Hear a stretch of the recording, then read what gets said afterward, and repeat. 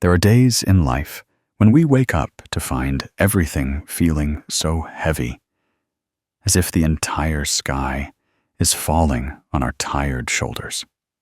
We don't understand why we've lived decently, tried our best, yet life keeps challenging us again and again.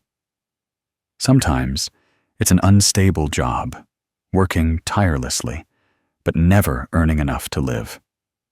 Sometimes it's a broken relationship, the one we love leaving us without a single word of explanation. Sometimes it's the relationships around us that cause us to be misunderstood, hurt to the point where we want to close off our hearts. Then there are times we fall ill, our bodies no longer as healthy as before, and just getting up becomes a battle. Everyone in life has a phase that feels like there's no way out, like standing before a dark road with no light ahead. And in those very moments, it's easy to think we are truly unfortunate. But according to Buddhist teachings, it is precisely when we hit rock bottom that is the most important time, the moment that invites us to look deeply into our lives. Suffering is like a true friend, without pretense or boasting, and never deceitful. It comes to remind us to stop and reflect on ourselves, to finally realize whether what we are pursuing truly brings peace or is merely an illusion that we endlessly chase. Sometimes people spend half their lives chasing after wealth, fame, and material possessions, only to find themselves empty-handed even after acquiring them. This is because the mind cannot find an anchor. Suffering comes like stormy days, with wind battering the doors and the darkening sky making us fearful. But it is precisely because of such days that we learn to cherish every moment of warm sunshine. If life were only easy, if everything we wanted appeared in an instant, perhaps we would never know what happiness is. The story of the man in the realm of pleasure, recounted in many scriptures, is an example. He lived in a place filled with delights, where he got whatever he wished for, free from worries or responsibilities. Initially, he felt joy, but then he became bored and tired because he had nothing to do, no purpose to pursue. When he angrily declared that he'd rather be in hell, his attendant replied that he was already there. The simple truth is that a life without difficulties might seem like paradise from the outside, but it is actually hell, because humans have nothing to grow from. This is from the channel Fat Fap Lin Ung. Remember, the Buddha taught that suffering, dukkha, is the first noble truth of life, because suffering is what each of us feels most clearly. It's not to make us pessimistic, but to show us that this life is impermanent. Everything changes. The suffering we encounter is not to punish us, but to remind us to awaken, to find the right path again. Some people, fearing suffering, try to escape it, blaming life, but the more they run, the more suffering clings to them. Others, thanks to suffering, become more steadfast, understand themselves better, and learn how to build a lighter life. The most exhausting days are often the ones that bring us closest to transformation, just as a seed must crack open, which is very painful. But it is at that very moment that it can grow into a tree. The human mind is similar. Sometimes it must go through suffering for wisdom to unfold. So, when we are at the bottom of life, feeling as if everything has closed off, remember that it is not the end, but merely a reminder that we need to pause for a moment, to look deeply within.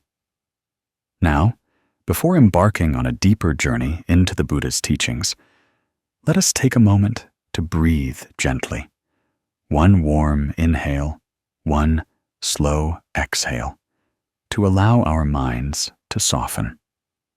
Open up and be ready to receive wisdom from the teachings that have illuminated countless generations. When we are willing to listen, no matter how great the suffering, it will become a guiding light. When we understand the nature of suffering, we will no longer fear it, but know how to move through it gently and peacefully, like flowing water.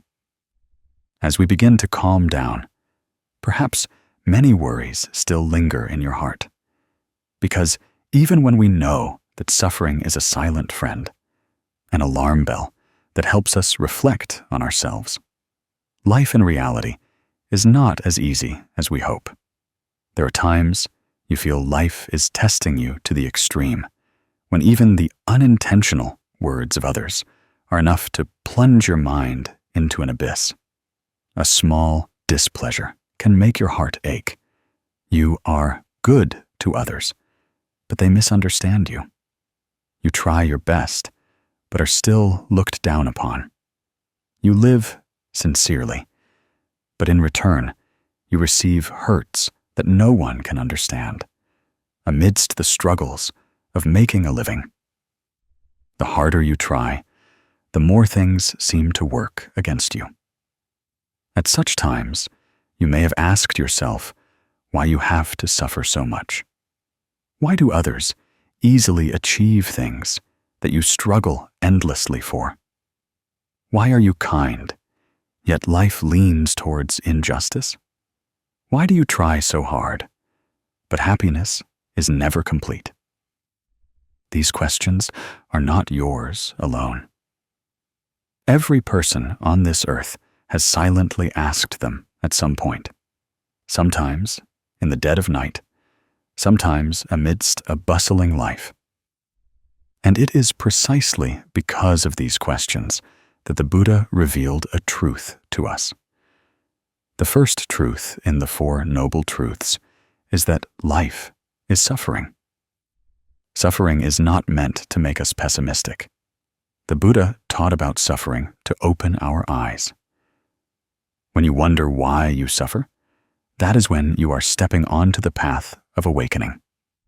But to proceed, you need to understand why suffering appears, not to complain, but to recognize its true nature. Suffering does not come because heaven and earth have abandoned you. Suffering does not come because you are inferior. Suffering does not come to crush you. Suffering exists because it is a natural part of life, just as darkness is the other side of light, as cold is the other side of warm fire. Suffering comes to show us what the cause is, what truly makes our minds waver. People often think they are unhappy because of external circumstances, because of others, because of misfortunes. But when we look deeper through the Buddha's teachings, we will understand that suffering arises from the very desires that we cling to tightly in our hearts. We suffer because we want everything to go our way. We suffer because we want others to love us, to understand us, to treat us exactly as we treat them. We suffer because we believe that what we possess will last forever, that beautiful relationships will never change, that the things we cherish will always be within our grasp. And then, when they change, when they fall apart, our hearts are pulled into a deep, bottomless vortex. Once we cling to something, we fear losing it. Once we have expectations, we are easily disappointed. Once we want to hold on to everything forever, we will suffer. Many times, these things no longer belong to us. Suffering does not come from external circumstances. Suffering comes from within. The Buddha called this the truth of suffering, dukkha. And only one who fully understands the truth of suffering can take the first steps on the path to liberation from suffering. Because if we do not understand where suffering comes from, we will not know how to let go. If we do not recognize the cause, we will get lost amidst the endless desires of human life. There is a simple story that contains a profound lesson. A mother loved her child very much, and because of that love, she wished for her child to achieve all the best things. She wanted her child to study very well, to be top of the class, to be absolutely well-behaved, to be more successful than all other children. Initially, these desires stemmed from love, but gradually, her heart became filled with expectations. When her child's grade dropped by 1 point, she was sad. When her child didn't do exactly as she wanted, she was resentful. When her child did something she wasn't satisfied with, she saw it as a burden. She thought that all her efforts were not being reciprocated.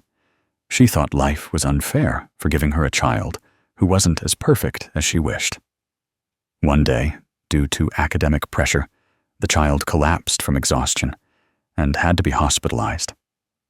The mother sat by the bedside, watching her child breathe heavily, and her tears wouldn't stop. At that moment, the pain no longer came from expectation, but from regret. She clearly saw that her excessive demands had caused her child to suffer, and had caused her to suffer. What she called love turned out to be merely an attachment to an image of the child she wanted him to be. It was only when her child lay there, weak and tired, that she realized one thing. Love is not about building a life according to one's own will, but about accepting the child exactly as he is. Her prolonged suffering was not because she didn't love her child, but because she loved in the wrong way. She loved with desires, not with understanding. That story is very close to many of us. We suffer because we want those we love to become something. We suffer because we want life to follow the path we have drawn. We suffer because we take what is false as true. We take what is transient as permanent. We take what is impermanent as eternal. And then, when impermanence comes, we stumble. We think we are victims of life, but in reality, we are victims of our own desires and attachments. The Buddha taught that when we desire too much, we are creating chains that bind ourselves. Every desire we place on life is an invisible net that covers our mind. When life doesn't go our way, that net tightens. The more we expect, the tighter the net. The more we cling, the more the net hurts us. And at some point, we are the ones struggling in the net we created. That is why the Buddha called it dukkha, the first truth that everyone must see if they wish for liberation. In the scriptures, the Buddha once compared the human mind to a flowing stream. If the stream is agitated by desire, anger, and delusion, the reflection on its surface will be distorted and turbulent. But when we look directly at suffering, when we contemplate it, the mind's stream will gradually settle. And when the water becomes clear, we can see the truth. Suffering is no longer so frightening. It is merely a sign that we have gone in the wrong direction and need to return to mindfulness. One who understands the truth of suffering does not blame Maya. They do not blame others. They do not shy away from reality.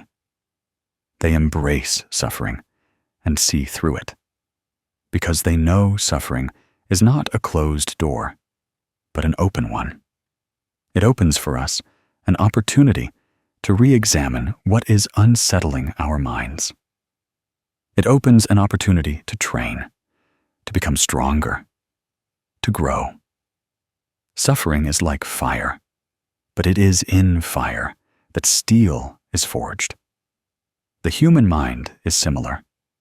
Adversity is like fire that tempers our will, patience, and compassion. When you hurt because someone misunderstands you, that is an opportunity for you to reflect on whether you are expecting too much from others to understand you. When you suffer because someone no longer loves you, that is an opportunity for you to learn to love without attachment.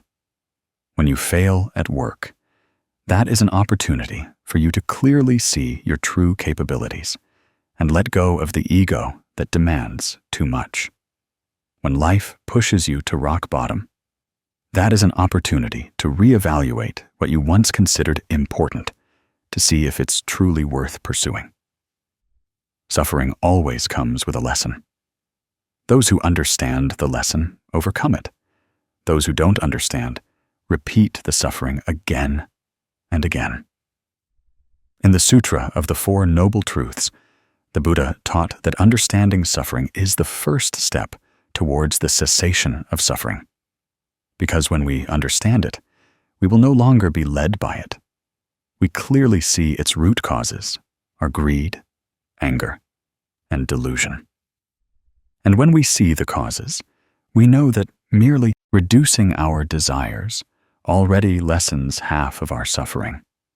Simply looking at life with eyes of understanding makes the mind much lighter. If you are in pain, try asking yourself what you are expecting. If you are sad, try looking deeper into that sadness. If you are disappointed, try to see what unfulfilled desire lies behind that disappointment. When we look directly at suffering, a part of it dissipates. Just as when we shine light into darkness, darkness itself disappears.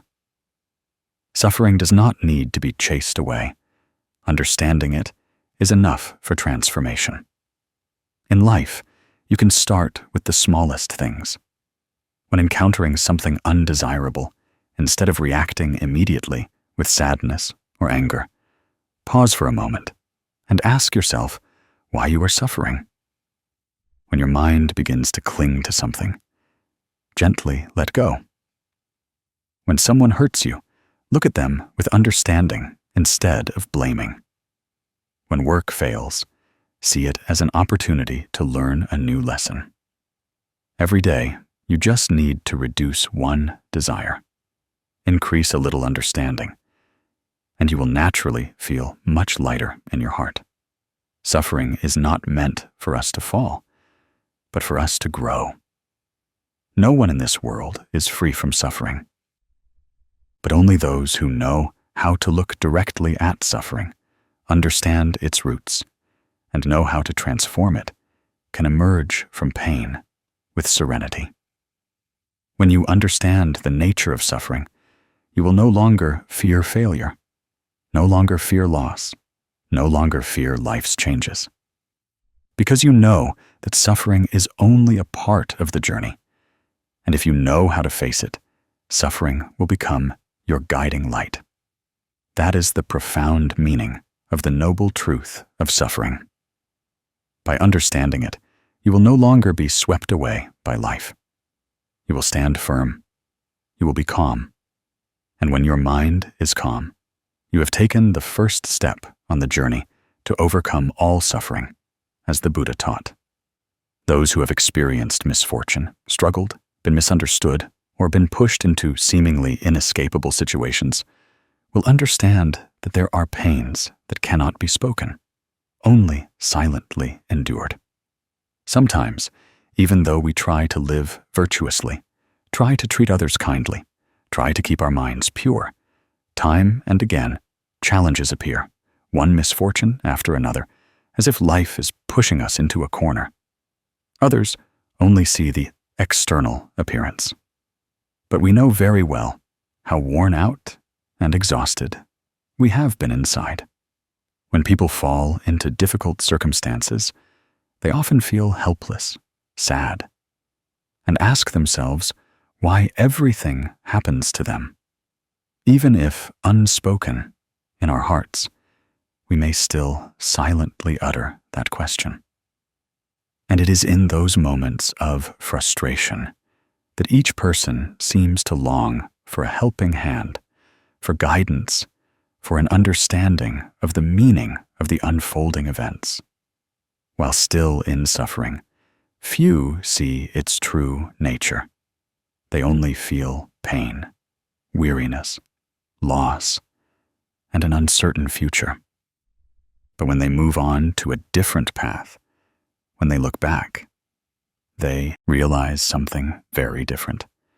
That the very things they once feared most are the things that changed them the most.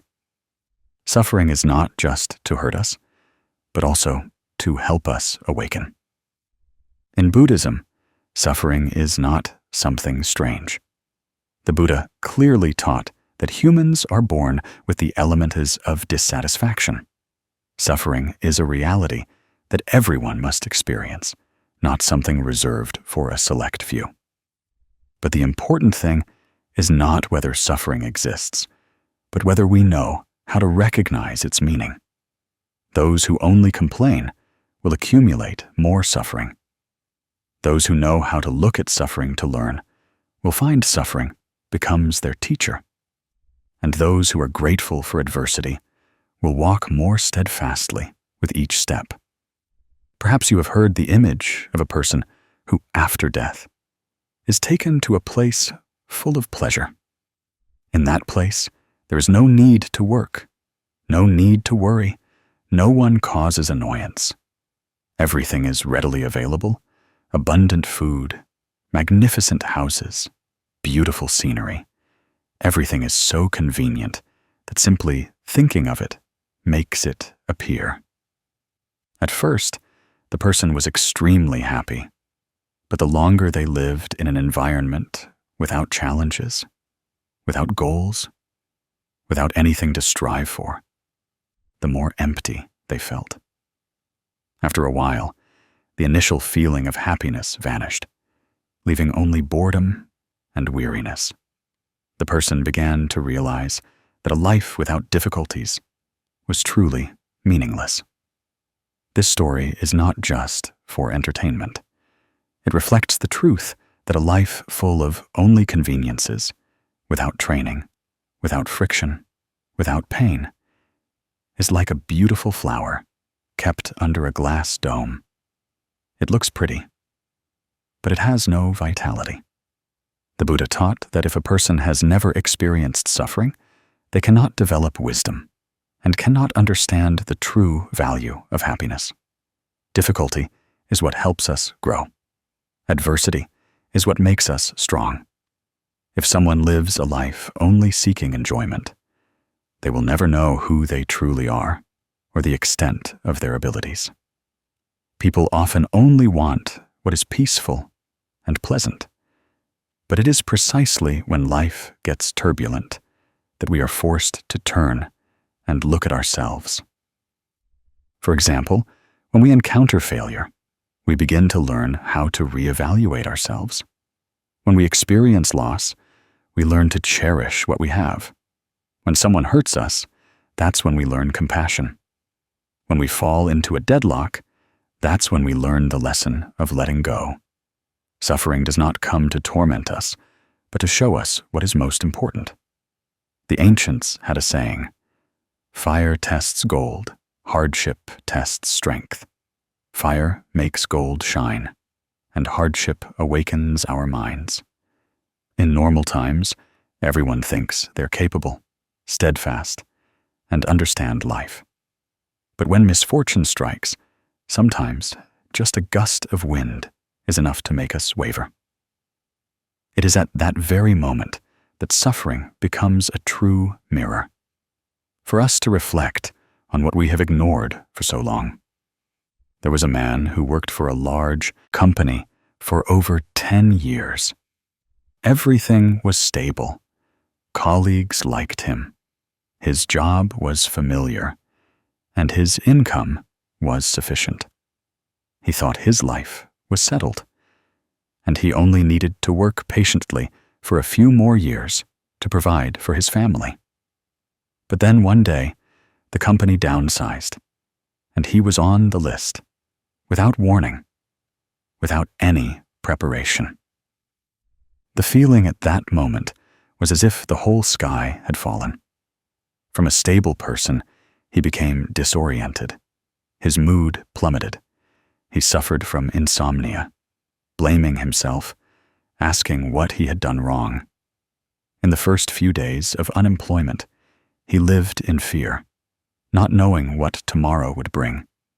His family encouraged him, but he still felt abandoned by life. During those months, he reached the depths of helplessness. But it was precisely from that lowest point that he began to see things he had never seen before. Forced to pause, he began to think about his true self, about what he wanted to do, about a new path. From someone accustomed to office work, he learned a small repair trade. He tinkered with everything, learning from acquaintances, learning from ordinary craftsmen. The initial period was very difficult, earning little money, but he was patient. Thanks to that perseverance, he gradually accumulated experience. From basic repairs, he moved on to advanced repairs. Customers began to trust him. Then he opened a small shop, not large, not flashy, but it was his own shop. Every day he went to work, he felt like he was truly living, no longer afraid of being fired, no longer pressured by superiors. Instead, there was freedom, the small joy of seeing satisfied customers, the feeling of peace when doing what he loved. Looking back at the months of unemployment, he suddenly understood that without that misfortune, he would have remained in his safe shell, never discovering his true potential. That story is not too unfamiliar. In life, countless people are pushed out of their comfort zones, and thanks to that, grow. Misfortune is like an invisible hand that pulls us to turn a new page. At first, we resist, we suffer, we complain. But once we've gone through it, we realize it was the most important turning point of our lives. The Buddha once taught that suffering is a great teacher because it makes us let go of the things we cling to too much and helps us see the true nature of life.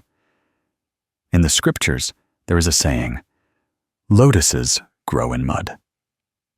Mud is adversity, and the lotus is the awakened mind.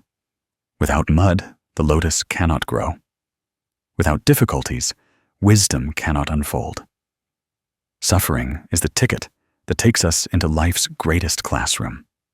No one wants to buy this ticket, but everyone who has entered it realizes it is more valuable than anything they have ever possessed. Those who experience suffering tend to be more understanding, calmer, and deeper, because they know that what they have can be lost at any time. They no longer take happiness for granted. They are grateful for the smallest things, a full meal, a healthy day, a peaceful sleep, a loved one still by their side. Those who have suffered often live kindly because they understand the pain of others.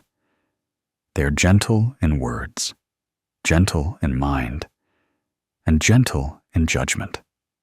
They no longer see themselves as the center of the world. They know that everyone has their own wounds, and everyone needs compassion.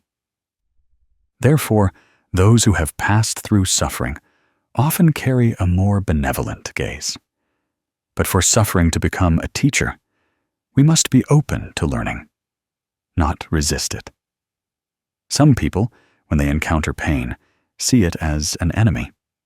They blame life, blame others. They blame circumstances, And the more they blame, the more they suffer. Others embrace suffering with a learning attitude. They ask suffering what it has come to teach them. They see every wound as a lesson, and every fall as an opportunity to rise more steadily. In Buddhist teachings, there is a truth that everything is impermanent. Nothing lasts forever, not even suffering. But if we know how to face it, to contemplate it, to transform it, we will emerge with a stronger spirit. The mind is like water. The clearer it is, the more clearly it reflects everything. Those who know how to accept suffering as a natural part of life will have light and peaceful minds. The greatest lesson is the truth that suffering is not an enemy, but a teacher. We do not need to seek suffering. But when suffering comes, instead of resisting, we learn to stand still in it, look deeply into it, and ask ourselves what we have been clinging to, what we have feared, what we have been attached to, causing us to be hurt. When we understand the answer, we will naturally feel lighter in our hearts. The Buddha taught that in every suffering, there is a seed of enlightenment. One who is grateful for suffering is one who knows how to live. When things don't go as desired, don't quickly conclude that life is unfair or that we are too incompetent. See it as a sign that we are entering a new lesson. Practice calmly observing emotions instead of being swept away by them. Sit down, breathe deeply, reflect on what is causing you pain, where the root lies, and what you are holding on to too tightly.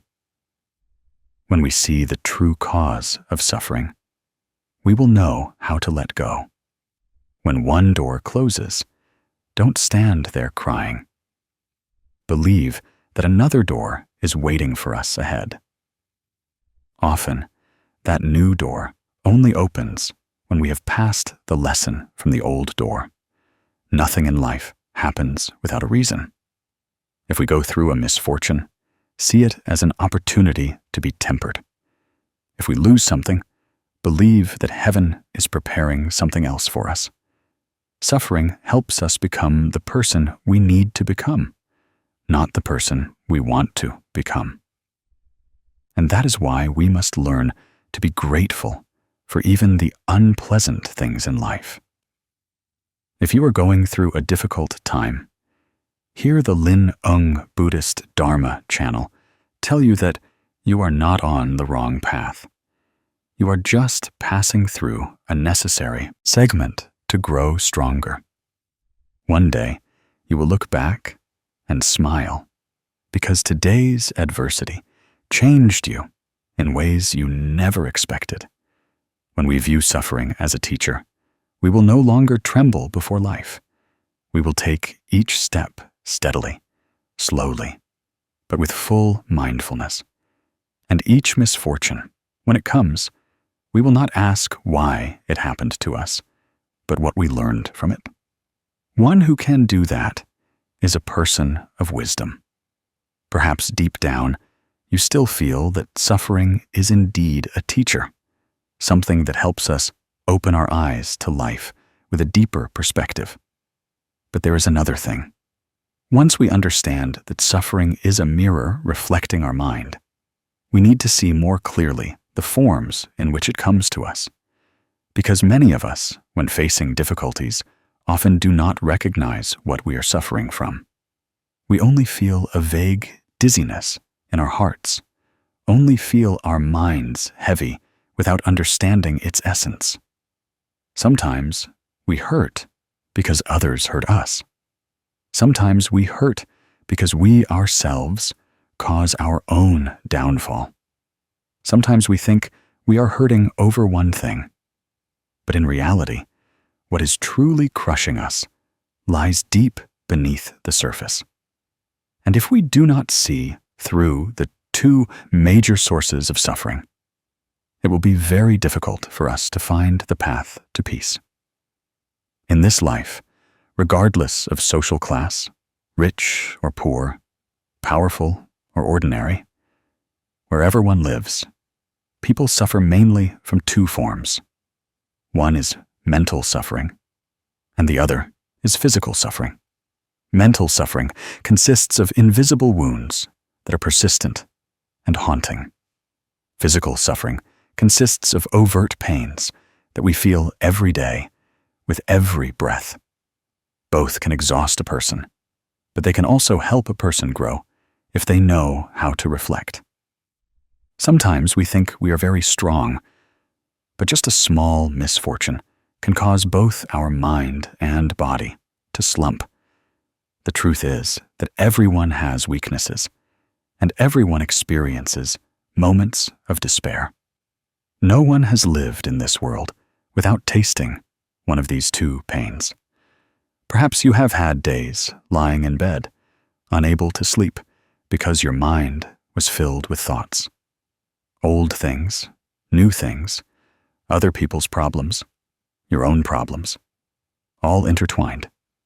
Hurts from so long ago that you thought you had forgotten suddenly return. Words that made you feel bad still carry their full weight. Failures that made you want to give up are still there. This is mental suffering. It doesn't make you bleed, but it makes your heart bleed little by little. It doesn't make you scream, but it makes you choke in your chest. Some pains begin with betrayal. The person you trusted and loved most turns their back on you. Some pains come from the breakdown of a marriage. Family was once a place to return to. But one day, it suddenly becomes a place that frightens you. Some pains come from loss. When the person you love most leaves this life. Some pains come from things you cannot control, such as a downturn at work, an uncertain future, an unstable life. All these are emotional wounds that make a person waver. There are also times when we suffer physically. Many people are mentally strong, overcoming life's storms, but they collapse when their bodies become weak.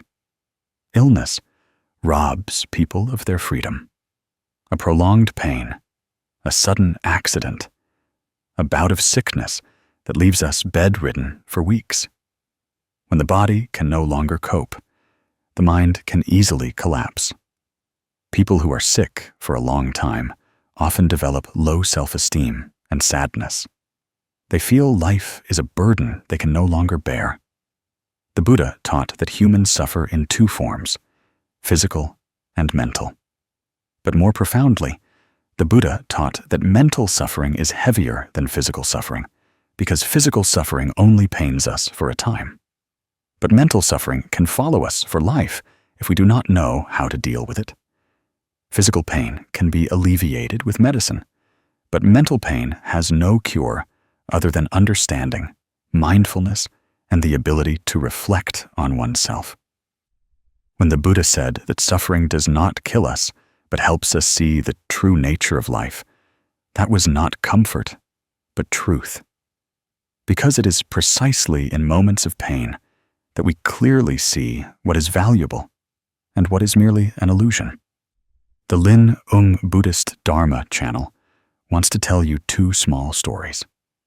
One story about emotional pain, and one story about physical pain. Two seemingly opposing stories, yet both lead to the same conclusion.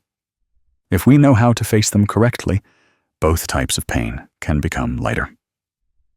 There was a young woman who lived a very gentle life. She worked hard, took care of her family, always putting her husband and children before herself. Outsiders looked in and saw her family as very happy. But one day, she discovered her husband's infidelity, and all the love she had nurtured for so long turned to dust. That betrayal was like a knife plunged directly into her heart. This pain was unlike any physical pain her body could endure. It kept her from sleeping, from eating, and her spirit plummeted. Many nights she sat alone in the dark, asking herself why the person she loved with all her heart could do such a thing. The hurt made her lose faith in herself. She blamed herself, thinking perhaps she wasn't good enough. Sometimes she was resentful and wanted revenge. Her mind was like a tangled mess. This was mental suffering. For a long time, she lived like a shadow. She went to work without emotion. She looked at her children with both love and sadness. She faced her husband with a heart full of tiny thorns.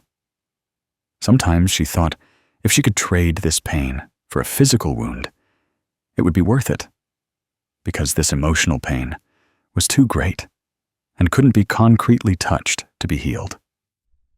One day, she happened to go to a temple, not because she had strong faith beforehand, but because it felt like the only escape she could think of. She sat before the Buddha statue, not praying for anything grand, just wishing for her mind to calm down. The tranquility of that space gradually brought her peace. When she saw the image of the Buddha serene amidst a turbulent life, she realized that when people are most in pain, they need to turn inward the most. She began to ask herself, besides her husband's betrayal, what else caused her such pain? And she discovered that the root lay not in the other person's actions, but in her own expectation of an eternally unchanging love. She had forgotten that everything in life is impermanent. When she understood that, she began to gradually let go. Not letting go of her life, but letting go of resentment. Not letting go of her family, but letting go of the desires that caused her pain. She no longer cried much, and her heart no longer held grudges. Instead, there was clarity.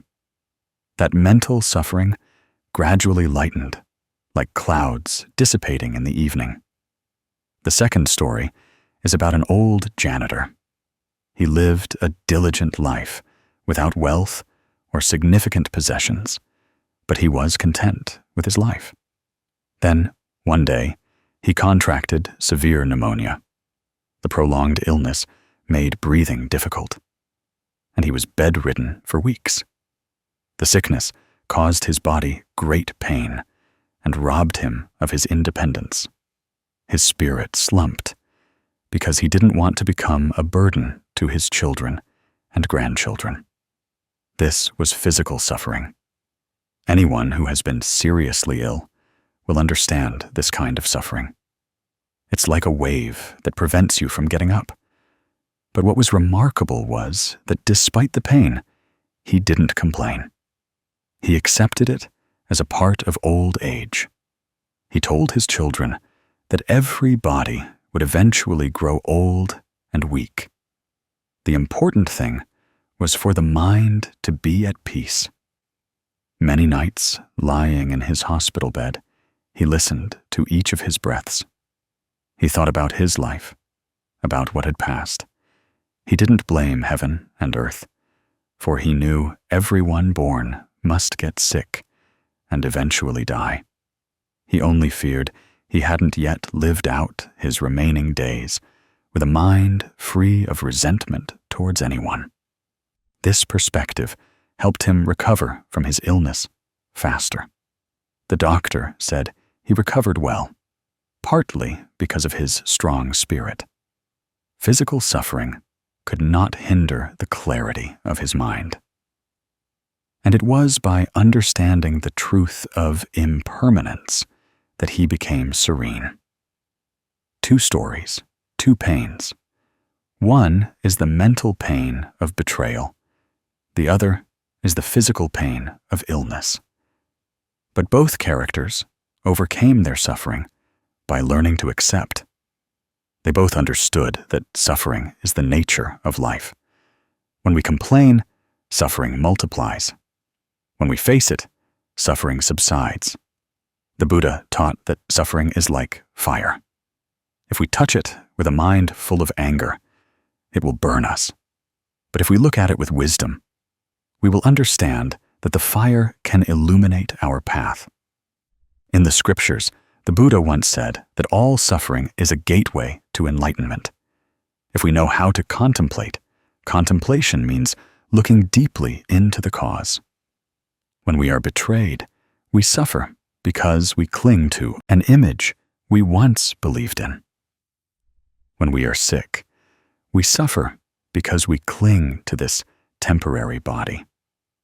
When we fail, we suffer because we cling to the expectation of always being successful. When we experience loss, we suffer because we cling to the eternal existence of everything. What causes us pain is not the misfortune itself. What causes us pain is our own attachment. And when we understand this, we will find that this pain is no longer as frightening as before. The lesson here is that no one in life can avoid these two types of pain. Whether we live decently or not, no matter how much we try, no matter how we try to avoid them, there will be times when our mind or body encounters misfortune. What makes one person suffer less and another suffer more is not the misfortune itself, but how they receive it. Those who know how to accept will be lighter. Those who know how to open their hearts will escape suffering faster. So how can we apply the Buddha's teachings to life when facing these two types of pain? First, we must learn to identify our emotions instead of avoiding them. When sad, allow yourself to be sad. When in pain, allow yourself to be in pain. But at the same time, look at the root of the pain. What are you clinging to? What are you afraid of? What are you desiring? When you can answer these questions, you are taking a huge step on the path of transformation. Next, we need to practice calming our minds. A deep breath can save us in a moment of despair. When the mind is calm, everything becomes clearer. Whether it's physical or mental suffering, as long as we maintain clarity, suffering will not overwhelm us. Finally, let us practice letting go of things that do not belong to us. If someone leaves us, let them go. If the body is weak, take care of it with reverence. If life does not go as desired, see it as a lesson. When we let go, life naturally lightens. Suffering is not a sign of failure. Suffering is a reminder that we are alive. Suffering is not punishment. Suffering is an opportunity to reflect on our minds. Suffering is not a dead end. Suffering is a doorway to peace if we know how to open it in the right direction. When life leads us to unexpected turns, when everything seems to go against us, when we do our best but still suffer losses, try our hardest but still get hurt. At those times, people often feel most tired and desperate. There are days when we do the right thing but are misunderstood, live decently but receive bitterness. We ask ourselves what mistake we made to deserve such difficulties today. The person listening to this video right now might also be in such a situation. Perhaps you just went through a misfortune that brought you to your knees. Perhaps you are struggling in a life burdened by pressure. Or perhaps you are sighing because things that seemed within reach suddenly slipped away. Whatever the reason, when suffering arises in the heart, everyone hopes to find some way out to lighten their heart. In such moments, many people blame themselves. Many others blame life for being unfair, blame cruel circumstances, blame others for hurting them. But the truth is, if we only look at suffering with ordinary eyes, we will only see the darkness covering our lives. But if we look at suffering with wisdom, with the light that the Buddha left behind, we will realize a hidden but extremely important truth. Even in present suffering, a precious opportunity is hidden for us to grow and become more enlightened. The Buddha taught that defilements are enlightenment, meaning that right within defilements are the seeds of enlightenment. Right within suffering are the sprouts of happiness. Right within failure are the lessons of success. There is no muddy pond where a lotus cannot grow, no suffering that the mind cannot overcome. How we view adversity will determine whether that adversity becomes a teacher or an enemy. Imagine again the times you faced difficulties in life. When people let you down, when your job collapsed, when there was a family crisis, when illness struck. Our minds often react very quickly. We are sad, we worry, we are angry, we feel frustrated. This is completely normal because everyone has emotions, and humans are inherently reactive to circumstances. However, it is that very reaction that is the starting point for a long chain of afflictions. When our mind looks at everything with resentment, we only see suffering. When the mind looks with fear, we only see danger. When the mind looks with despair, we only see a dark future. The mind is like a lens. If the lens is covered in dust, the sky also appears blurry. Suffering does not inflate itself. It is the way we look at it that makes it bigger or smaller. The Buddha once said that when the mind is deluded, adversity becomes an enemy. When the mind is clear, adversity becomes a teacher. This means that adversity does not have an inherent good or bad nature. It is only the human mind creating the perspective. One person encountering failure may see it as the end, but another may see it as an opportunity to start over. One person sees misfortune as a disaster, while another sees it as a warning that helps them grow. Life is like a vast forest. One who walks in the forest and only sees the thorns will suffer. But one who sees the path hidden beneath the leaves will know how to keep going.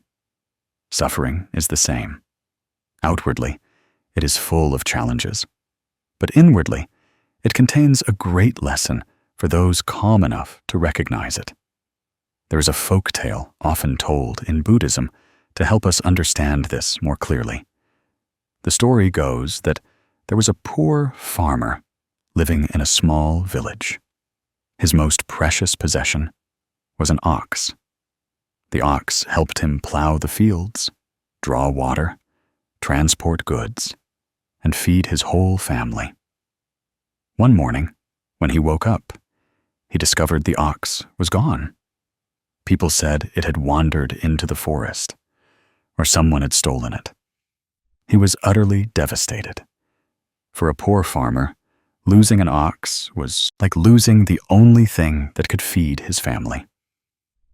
Neighbors came to visit, and everyone said he was very unlucky. He only sighed sadly, but did not complain to anyone. A few days later, no longer having an ox to plow, he was forced to do everything himself. Initially, he was exhausted, but after working for many days, his body became stronger. It was thanks to that strength that he was later hired by others for heavier work at a higher wage. His life gradually improved, and eventually, what seemed like bad luck turned out to open a new path. This story sounds simple, but carries an incredibly profound meaning. Many times, what we consider misfortune is a subtle arrangement of life to help us move onto a different path. We suffer from loss, but do not know that the loss is opening an opportunity for us that we had never dared to imagine before. Just as a heavy rain can soak all our clothes, It also fills lakes, nourishes trees, and cleans the sky. Nothing is entirely bad or entirely good. It all depends on the wisdom of the beholder. The Buddha attained enlightenment because he saw the nature of suffering.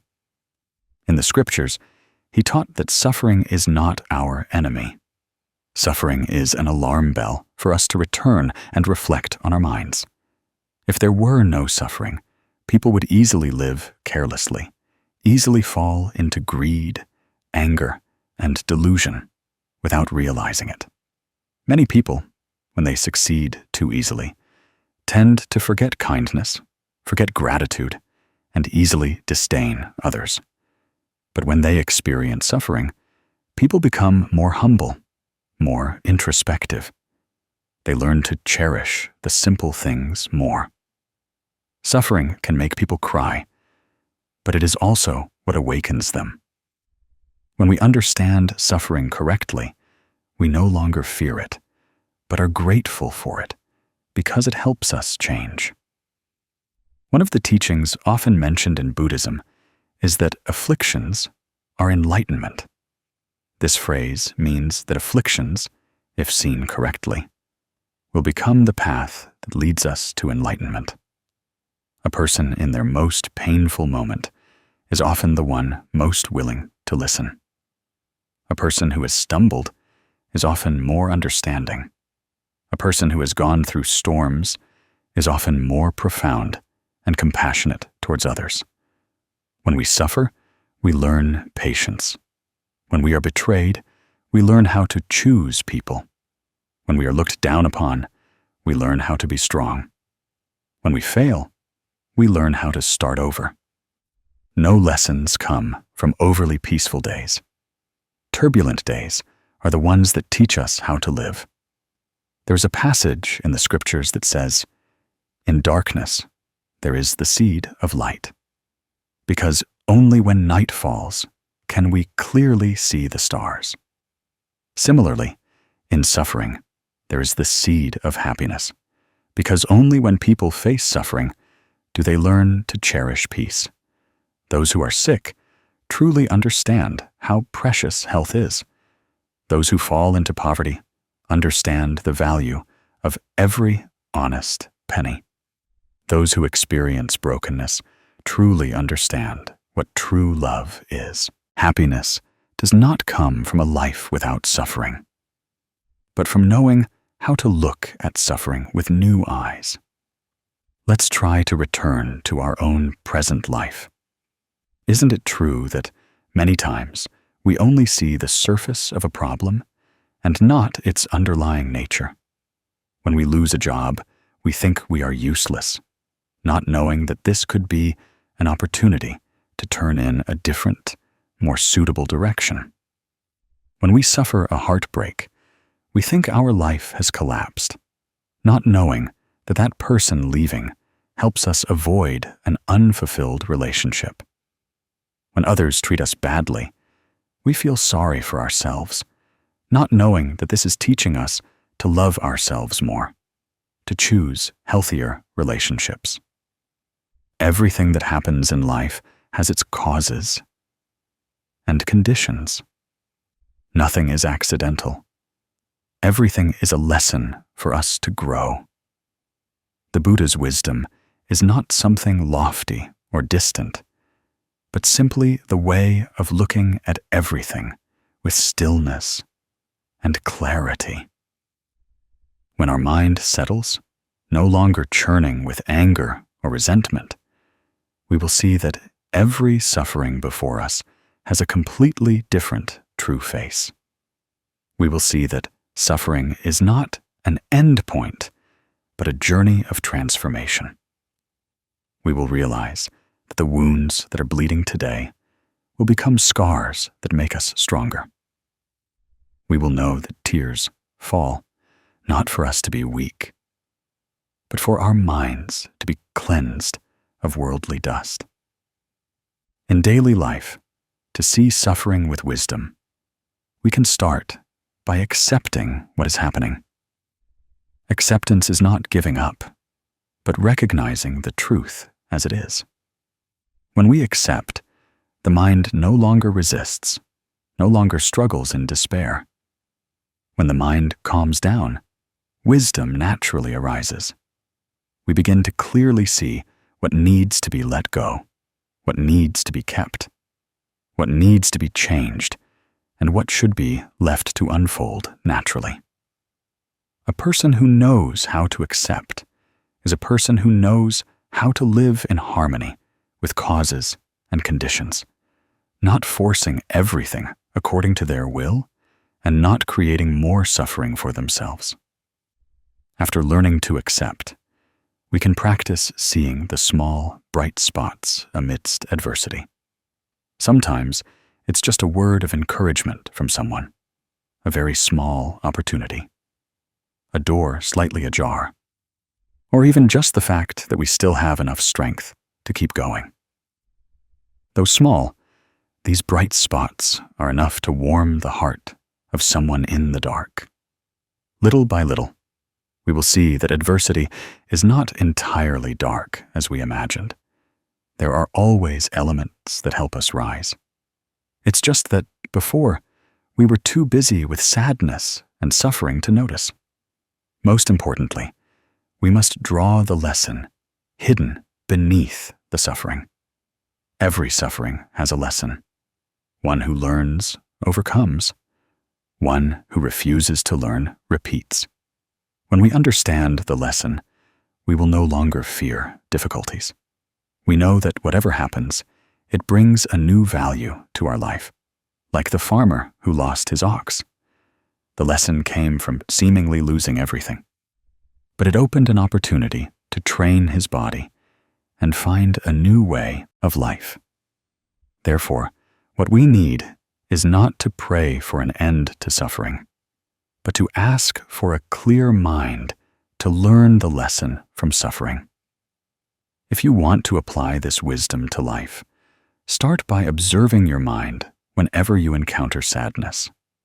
Ask yourself if you are looking at the situation with a deluded mind or a clear mind. If you are looking with a deluded mind, you will feel resentment, fear, and pessimism. If you look with a clear mind, you will see the lesson, the direction, the opportunity. Practice pausing for a few seconds to breathe deeply. Let your mind settle, and then look at everything again. Just changing your perspective will lighten your suffering by half.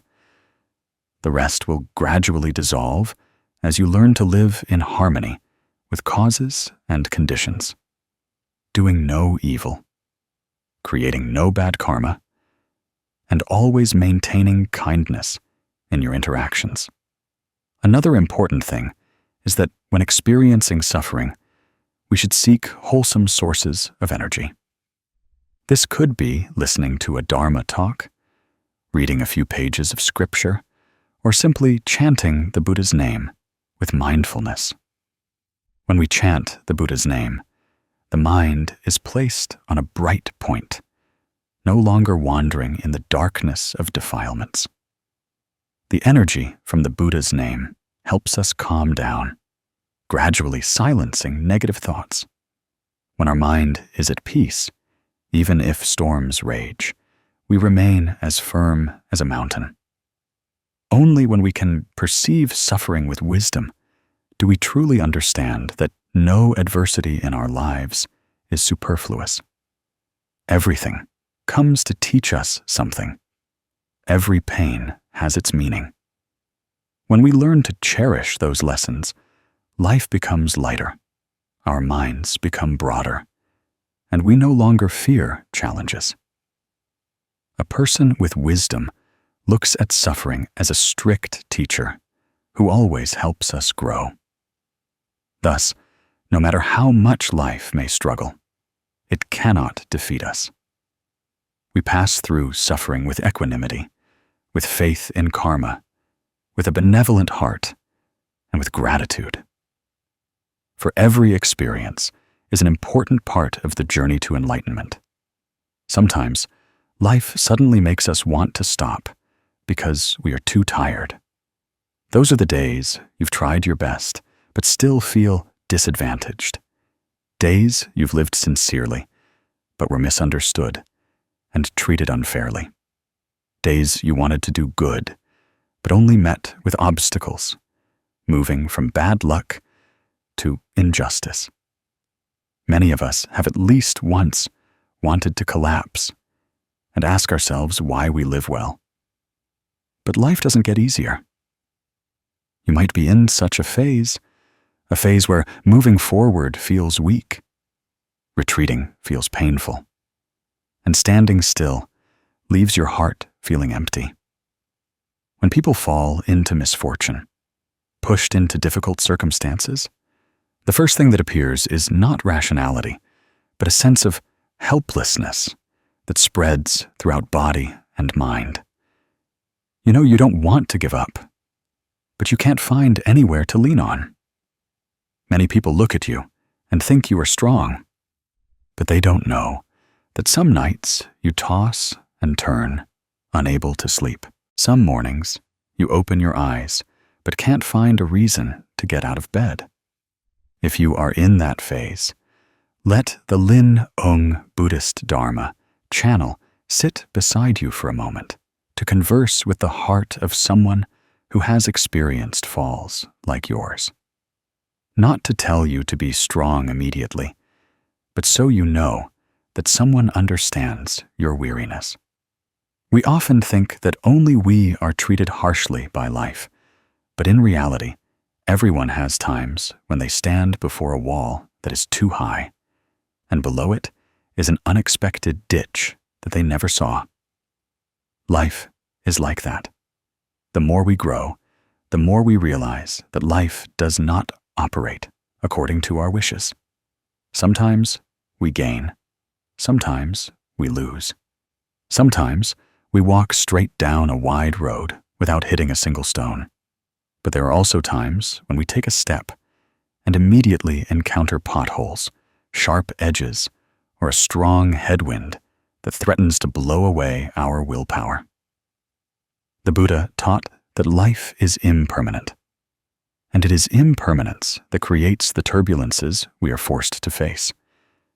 Suffering is not meant to make us pessimistic, but to help us clearly see the nature of life.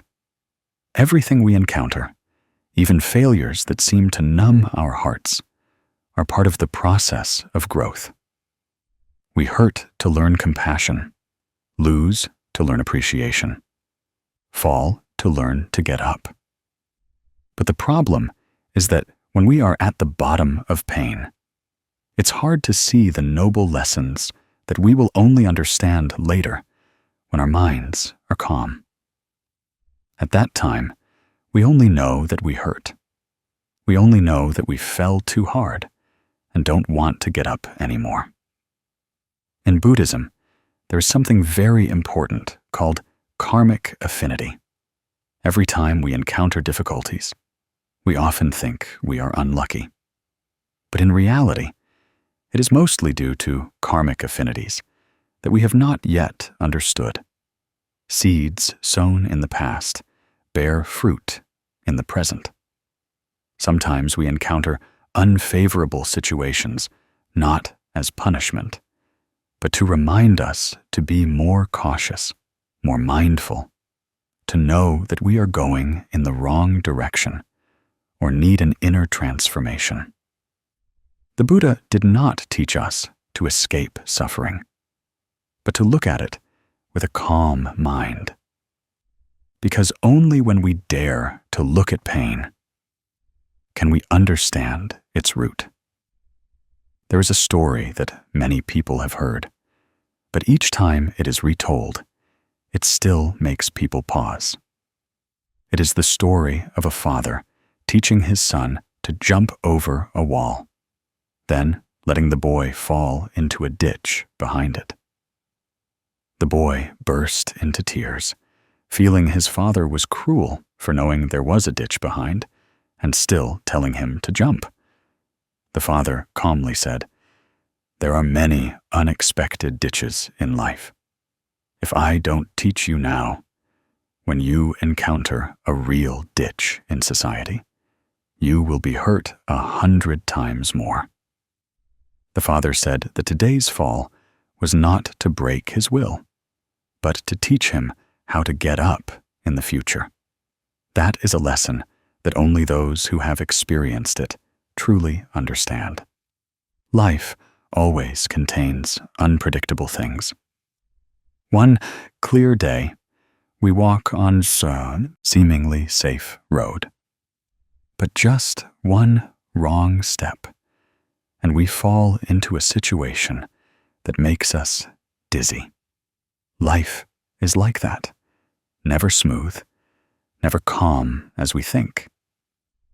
But falls do not come to destroy us, but to teach us to be cautious, humble, and to grow. In reality, human life has two major flaws.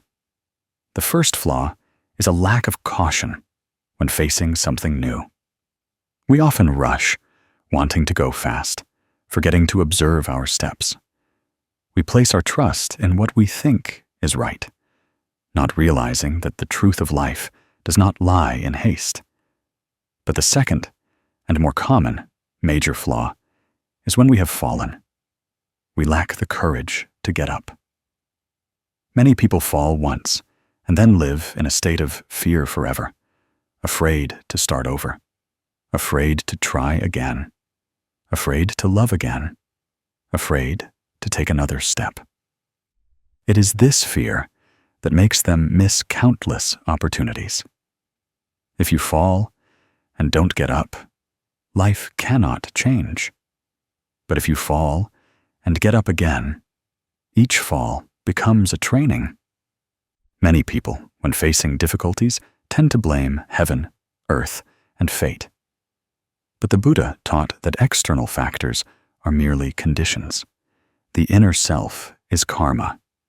Karma is not something to be feared, but a natural law of cause and effect. What you sow, you shall reap.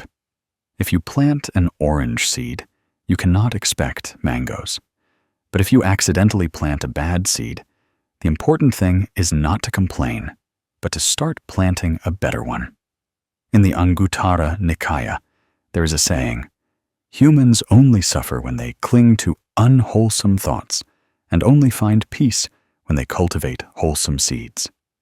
This means that difficulties do not define you, but your attitude towards difficulties will shape your future. If you view a fall as the end, you will remain trapped in pessimism. But if you view a fall as the beginning of a new journey, you will find a bright path to step out of the darkness. The Lin Ung Buddhist Dharma channel wants to tell you another very ordinary story that you have surely seen somewhere in life. A boy was learning to ride a bicycle. On the first day, he couldn't keep his balance, rode for a few turns, then fell. His hands were scraped, his knees ached, but the boy still wanted to try again. His father stood there observing, not helping him up immediately, but gently saying, "Get up by yourself, and you will be able to ride." The boy listened, got up, and rode again, but fell. Then the third, fourth, fifth time, each time more painful than the last. Sometimes the boy cried and wanted to give up, but the father still only said one thing: "A little pain is nothing. Just get up, and you will be able to ride." By the 10th try, the boy rode the bicycle a long distance by himself, without anyone's help. And then a radiant smile appeared on his still smudged face. The boy understood that no fall was useless, because if he hadn't fallen so many times, he would never have known how to keep his balance. That story is simple, but contains a great truth. Each of us has clumsy beginnings, just like that boy. A new job, a new life, a new relationship, a new goal, all require time for us to get used to and find our balance. Falling is part of the process of developing skills and courage. One who has never fallen does not know how to stand. One who has never hurt does not know how to love themselves.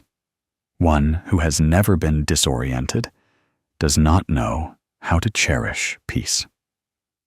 The Buddha once taught that to overcome a muddy swamp, one must step up, not sit there crying.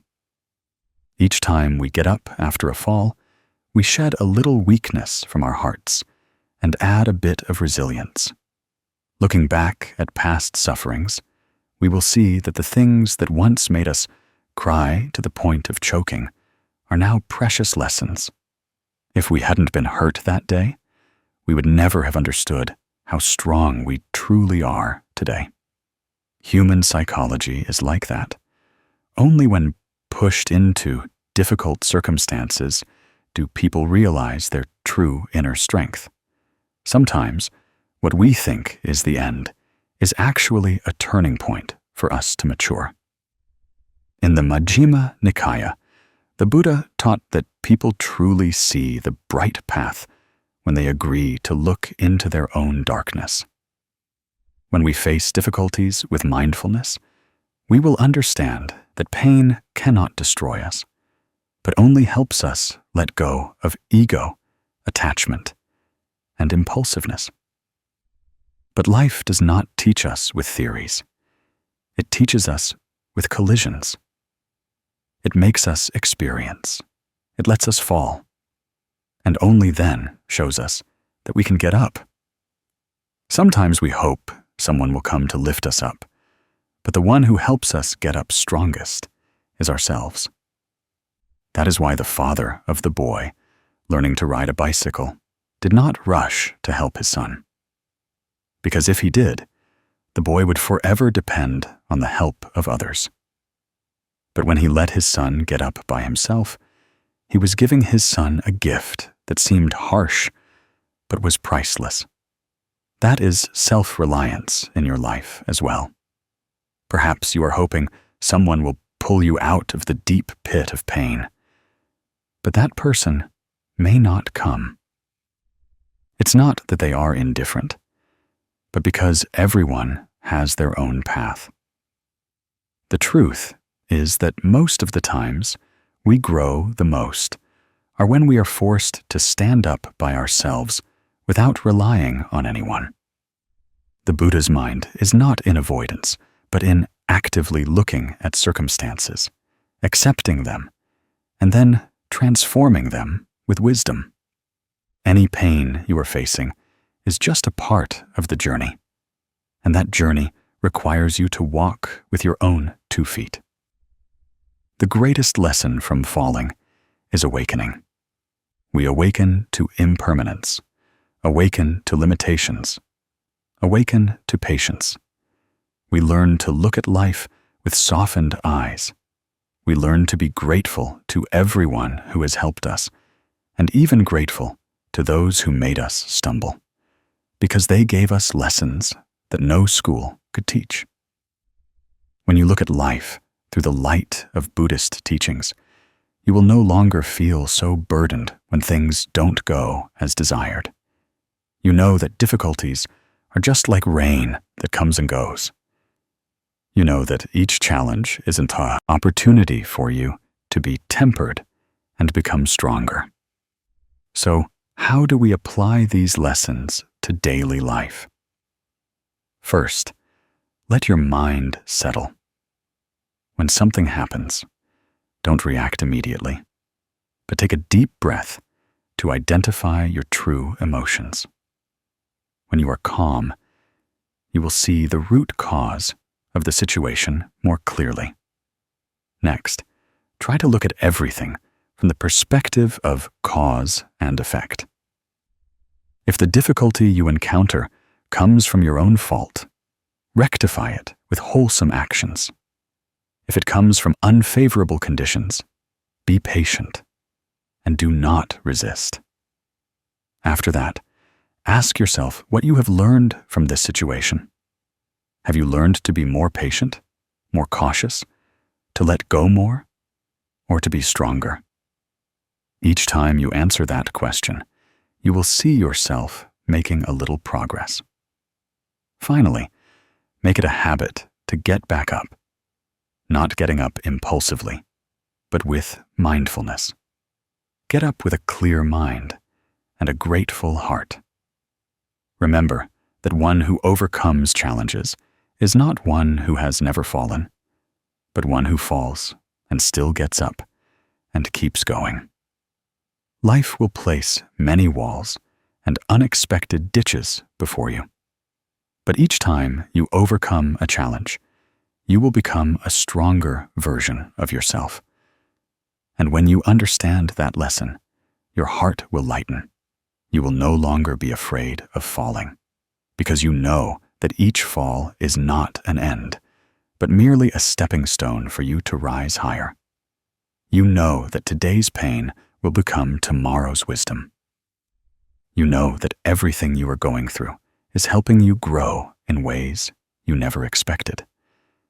Then the inner light will naturally manifest, and you will walk through life with more serenity, calmness, and confidence. There are times when you look back at your life and just want to let out a long, deep sigh. Not because you are too weak, but because you have been straining for too long. You once lived well with everyone, but were wrongly accused, misunderstood, or looked down upon. You once poured your heart into a relationship, but were eventually betrayed. You once tried your best at work, but ended up failing. Someone you once trusted betrayed you. Sometimes you feel like life is playing tricks on you, because no matter how much you try, luck is not on your side. You look at those around you and wonder why they can pass through everything so casually while you struggle so much. If you are in such a situation, let me sit beside you for a moment to listen to your story with a non-judgmental heart. The Lin Buddhist Dharma channel understands that no one wants to stumble. No one wants to feel defeated, to feel like the whole world has turned its back on them. No one wants to experience sleepless nights due to worry and self-blame. But sometimes the stumbles you are enduring are precisely what help you become a better version of yourself. Many people don't realize that in their moment of pain, but after overcoming it, they will look back and understand that without those falls, they would not have gained such growth and wisdom. Today, in Buddhist Dharma, there is a very simple but profound truth. Everything that happens in life is due to causes and conditions. When causes and conditions are sufficient, things come to fruition. When causes and conditions cease, things fall apart. Difficulties do not randomly find you, but are the result of seeds sown in many lifetimes, or at some point that you yourself no longer remember. But the Buddha did not teach us to view failure as punishment. On the contrary, he said that failure is an opportunity to learn the Dharma, to cultivate compassion, to recognize impermanence, and to let go of self-attachment. There are some lessons life only teaches through experience, never through words. If you don't go through them yourself, you will never truly understand. The greatest suffering people experience in failure is not external loss, but internal torment. When things don't go as desired, our minds often become agitated. We start blaming ourselves, others, life, and fate. We feel incompetent and wonder why we couldn't do better. We sink into feelings of shame and sometimes even feel unworthy of happiness. All these emotions are very real, very human, and very deserving of understanding. But if we don't look deeper, we will remain trapped in those very emotions. The Buddha taught that suffering always arises from clinging. We cling to expectations. We cling to results. We cling to the image of ourselves that we have constructed. Then, when life doesn't go our way, we fall into despair. When we understand that failure is simply a natural part of life's flow, our hearts will lighten, like a river. Sometimes it flows smoothly. Sometimes it hits rocks, but it still keeps flowing. Humans are the same. Sometimes we soar, sometimes we fall, but we can still keep going if we know how to let go and look deeply within ourselves. There's a saying that everyone has heard at some point: failure is the mother of success. But only after experiencing it do we truly understand the meaning of that saying. Failure helps us become more patient. When you have risen from rock bottom, you will know that everything takes time. You are no longer as impatient as before and learn to accept the natural process of things. Failure also helps us make wiser choices. One wrong choice causes pain. But next time, you will observe more carefully, research more deeply, and listen to your intuition more. Failure also helps us cherish what we have. Many times, you only see the value of something after you almost lose it. And most importantly, failure makes us a more mature, profound, and considerate version of ourselves. The Lin Ung Buddhist Dharma channel wants to tell you the story of a young woman who experienced a financial setback that changed the course of her life. The girl had saved every penny for many years from a low-paying job. She cut back on all expenses to build up her savings, hoping to provide for her family and prepare for illness in the future. But then, one day, she met someone who introduced her to an investment opportunity with promises of quick profits. Lacking experience and trusting too much, she put all her accumulated savings into that project. Just a few months later, she realized she had been scammed. Her money was gone, her trust was gone, and her heart was broken. During long sleepless nights, she cried, blaming herself for being foolish. She felt useless, having worked for so many years only to lose everything. She was afraid to look at the numbers in her account, afraid to hear the words investment. The pain was not just about the financial loss, but about her losing faith in herself. She didn't dare tell anyone for fear of being ridiculed. At times, she felt she couldn't get back up. However, as time passed, she began to look at the situation with different eyes. She went back to study personal finance.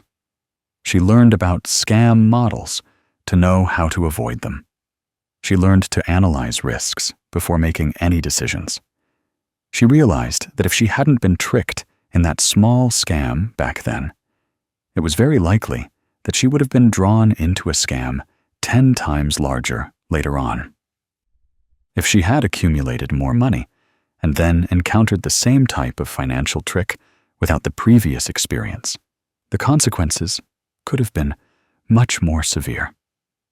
Looking back, she was grateful for that failure because it made her wiser and taught her how to protect herself.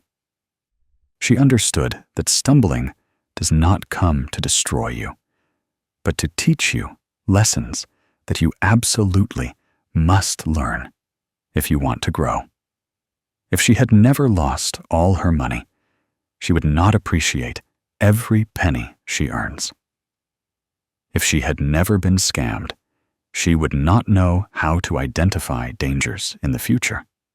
And if she had never been in pain, she would not know how to stand up on her own steady feet. In Buddhist scriptures, there are many teachings related to failure and stumbling. One of the important ideas is that people learn wisdom through experience, not through words. The Buddha taught that whoever has not gone through suffering cannot understand the true nature of life. Only the experienced find wisdom, because it is precisely loss and mistakes that help them clearly see the truth of impermanence.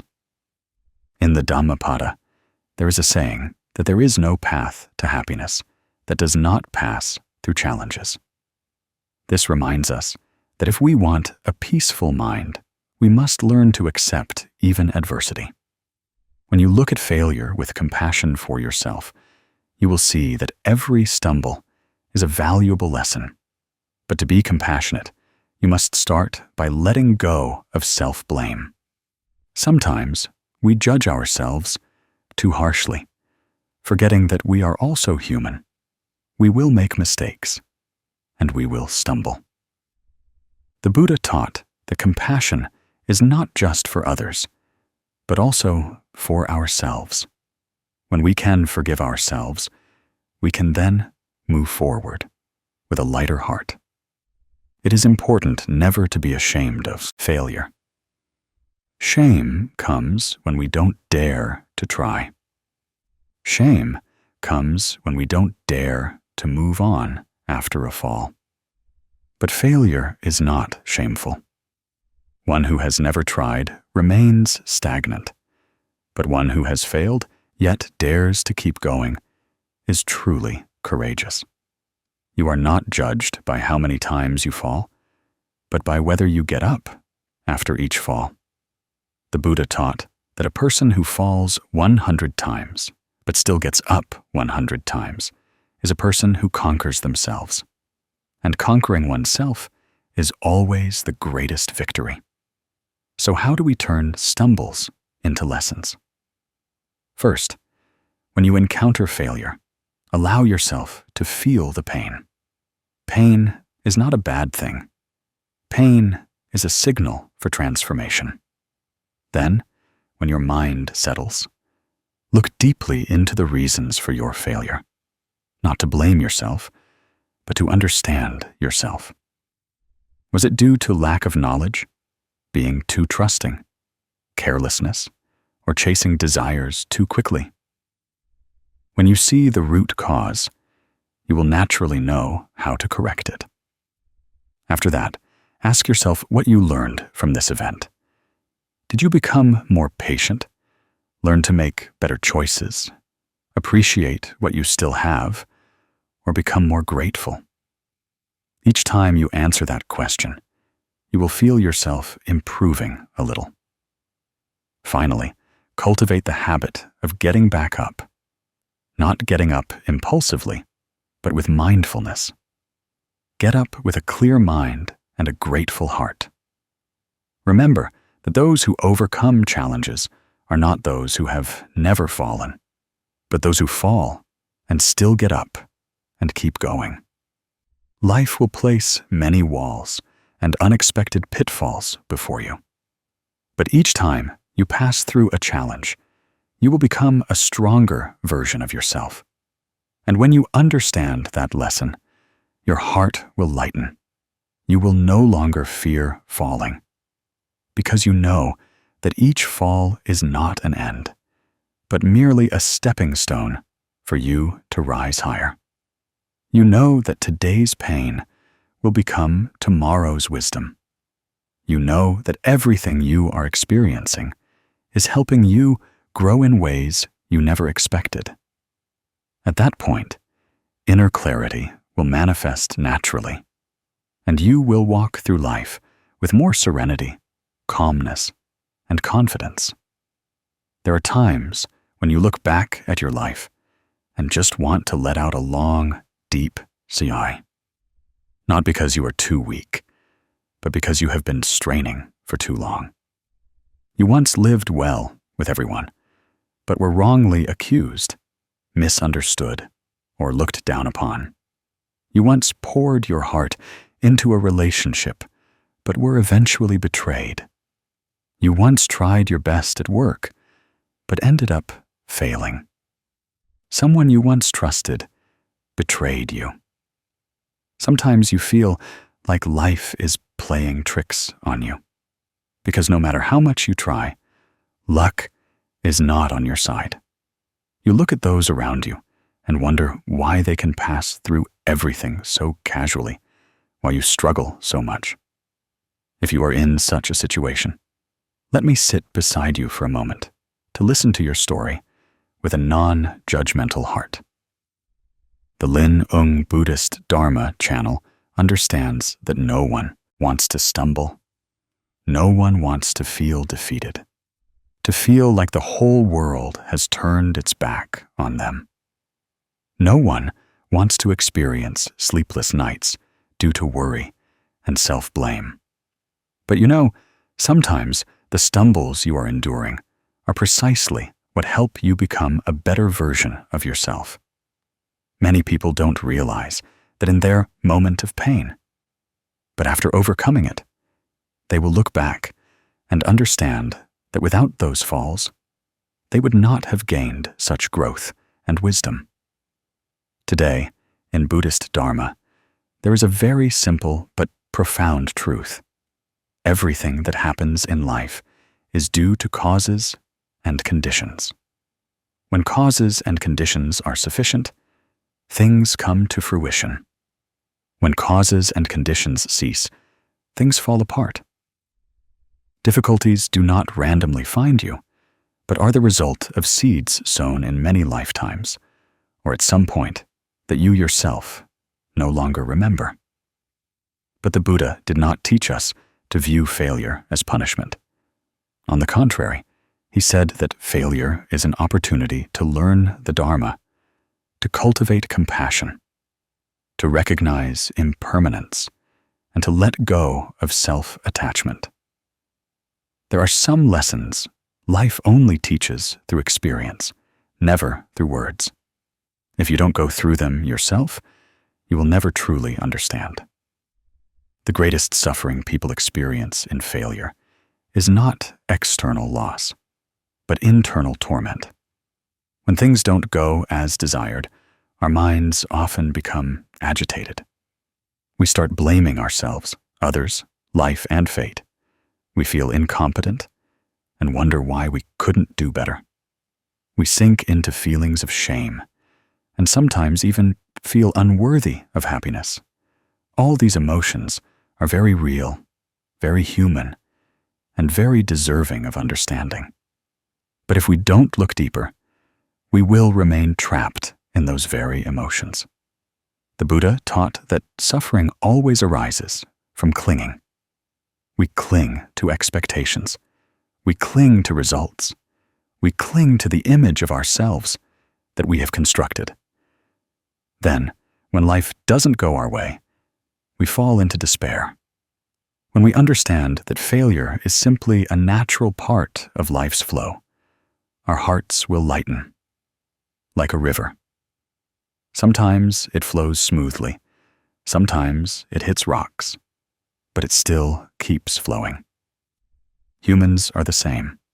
Sometimes we soar, sometimes we fall, but we can still keep going if we know how to let go and look deeply within ourselves.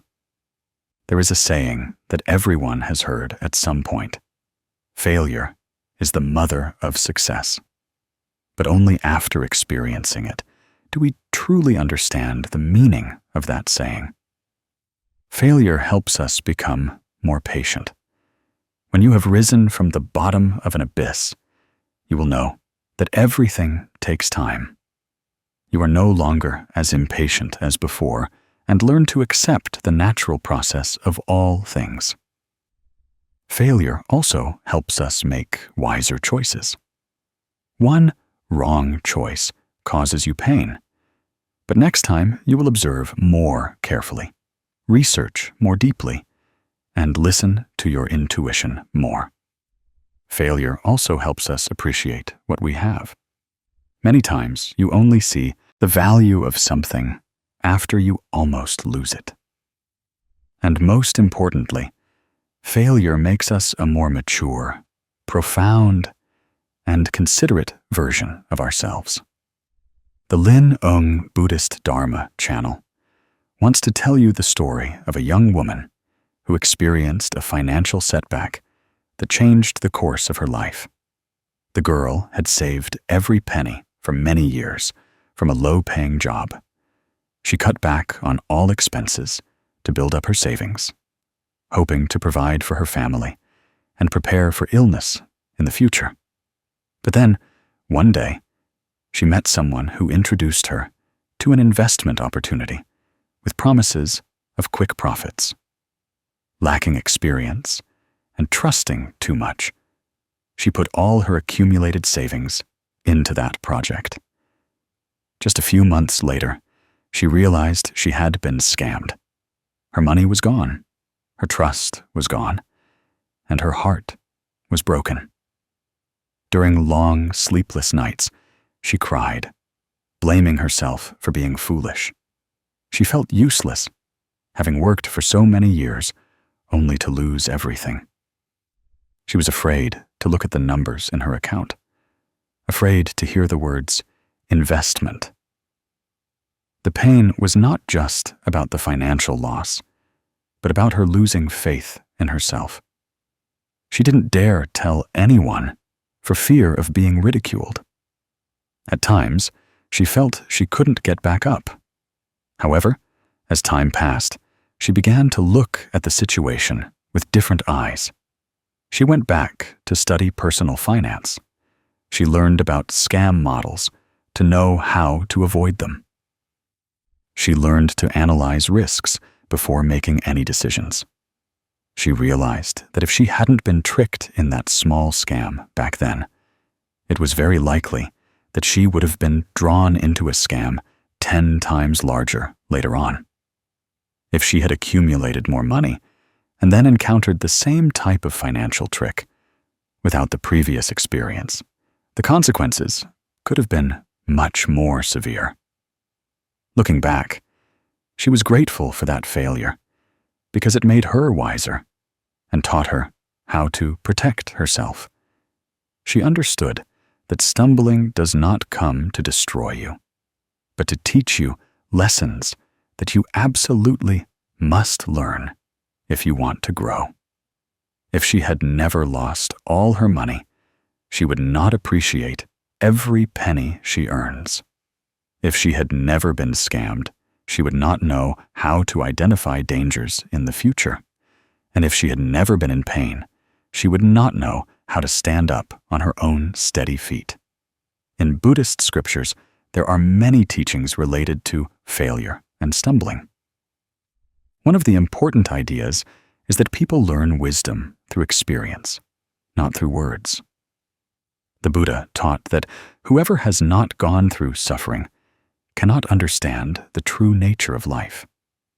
Only the experienced find wisdom, because it is precisely loss and mistakes that help them clearly see the truth of impermanence.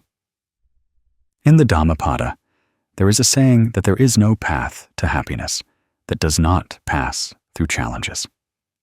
This reminds us that if we want a peaceful mind, we must learn to accept even adversity. When you look at failure with compassion for yourself, you will see that each stumble is a valuable lesson. But to be compassionate, you must start by letting go of self-blame. Sometimes we judge ourselves too harshly, forgetting that we are also human. We will make mistakes, and we will stumble. The Buddha taught that compassion is not just for others, but also for ourselves. When we can forgive ourselves, we can then move forward with a lighter heart. It is important never to be ashamed of failure. Shame comes when we don't dare to try. Shame comes when we don't dare to move on after a fall. But failure is not shameful. One who has never tried remains stagnant. But one who has failed, yet dares to keep going, is truly courageous. You are not judged by how many times you fall, but by whether you get up after each fall. The Buddha taught that a person who falls 100 times but still gets up 100 times is a person who conquers themselves. And conquering oneself is always the greatest victory. So how do we turn stumbles into lessons? First, when you encounter failure, allow yourself to feel the pain. Pain is not a bad thing. Pain is a signal for transformation. Then, when your mind settles, look deeply into the reasons for your failure. Not to blame yourself, but to understand yourself. Was it due to lack of knowledge, being too trusting, carelessness, or chasing desires too quickly? When you see the root cause, you will naturally know how to correct it. After that, ask yourself what you learned from this event. Did you become more patient, or learn to make better choices, or appreciate what you still have? Cultivate the habit of being grateful for things that happen in life, even the unpleasant ones. Be grateful that life has taught you to grow in its own way. Be grateful that the stumbles have made you stronger. Be grateful that through pain, you understand the value of happiness. Be grateful that through mistakes, you know how to live rightly. When you are grateful for failure, you will feel lighter in the face of any misfortune. You will look at life with a calmer gaze. You will no longer fear falling because you know you are strong enough to get up. And then you will see that the things that made you cry are precisely the bricks that built your inner strength today. There are times in life when you ask yourself why you live well, but receive nothing good in return. You helped people when they were in need. But when you faced trouble, no one came back to ask how you were doing. You always yielded and accepted the disadvantage, teaching yourself, but why does life still push you into challenging turns? Many listening to this passage might see themselves in it, because everyone has at least once felt as if life was treating them unfairly. You live sincerely, but others doubt you. You help with all your heart, but in return, you only receive ingratitude. You are kind, but people think you are weak. You strive every day, but the results are not as desired. When you see these things, you easily feel sad, and sometimes even resent fate. You ask yourself if you are too naive for always doing good. However, in your lowest moments, let me sit beside you for a moment, to talk with you as someone who has gone through many falls and understands that nothing truly disappears in this world. What you give, what you sow, even if it's a tiny seed, will be recorded in the workings of karma. This life has a law that many people don't realize simply because they're too impatient. It is the law of cosmic compensation. Where you give in your life is not necessarily where you receive back, but you will receive back. And sometimes life's response comes at a much better time than you expected. In Buddhist teachings, everything operates based on the law of cause and effect. What we sow, we shall reap. But the fruit never ripens immediately. A tree that provides shade must endure many seasons of sun and rain. A tiny seed must lie in the earth for a long time before sprouting to greet the light. The good deeds you do are like that. You may not see the results immediately. You may feel disadvantaged. You may doubt whether it is worth it. But the truth is, the wholesome karma you sow always grows, silently, patiently, subtly, like underground water flowing, waiting for the day it emerges as a cool stream. Many people suffer due to a lack of faith in goodness. They think that living virtuously should be rewarded immediately. But try to look a little deeper, and you will see that this mindset stems from desire. Living well, but still wanting others to acknowledge it. Still wanting others to reciprocate as you have given. Still hoping that life will soon return fairness. When desires are not met, people easily become disappointed and feel unfairly treated. It is this desirous mind that makes suffering heavier. In fact, according to Buddhist teachings, the wholesome karma we create not only brings external results, but more importantly, results in the mind. Each time you do something good without calculating gains or losses, your heart lightens a little, becomes gentler a little, and brightens a little. That is the first karmic reward. And other good things in life will come when the causes and conditions ripen. We often look at life through a short segment and hastily conclude that we are disadvantaged. But karma operates over a very long period, sometimes even into future lives. Therefore, a good deed you do today is a gift that the universe is wrapping very carefully, to be opened one day in the most unexpected way. The Lin Ung Buddhist Dharma channel wants to tell you a small story, but one filled with human compassion and illustrating the law of cosmic compensation.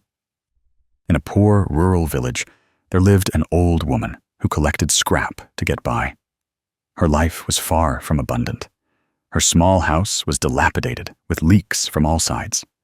There was nothing valuable in her home, but despite her impoverished circumstances, she had an extraordinarily compassionate heart.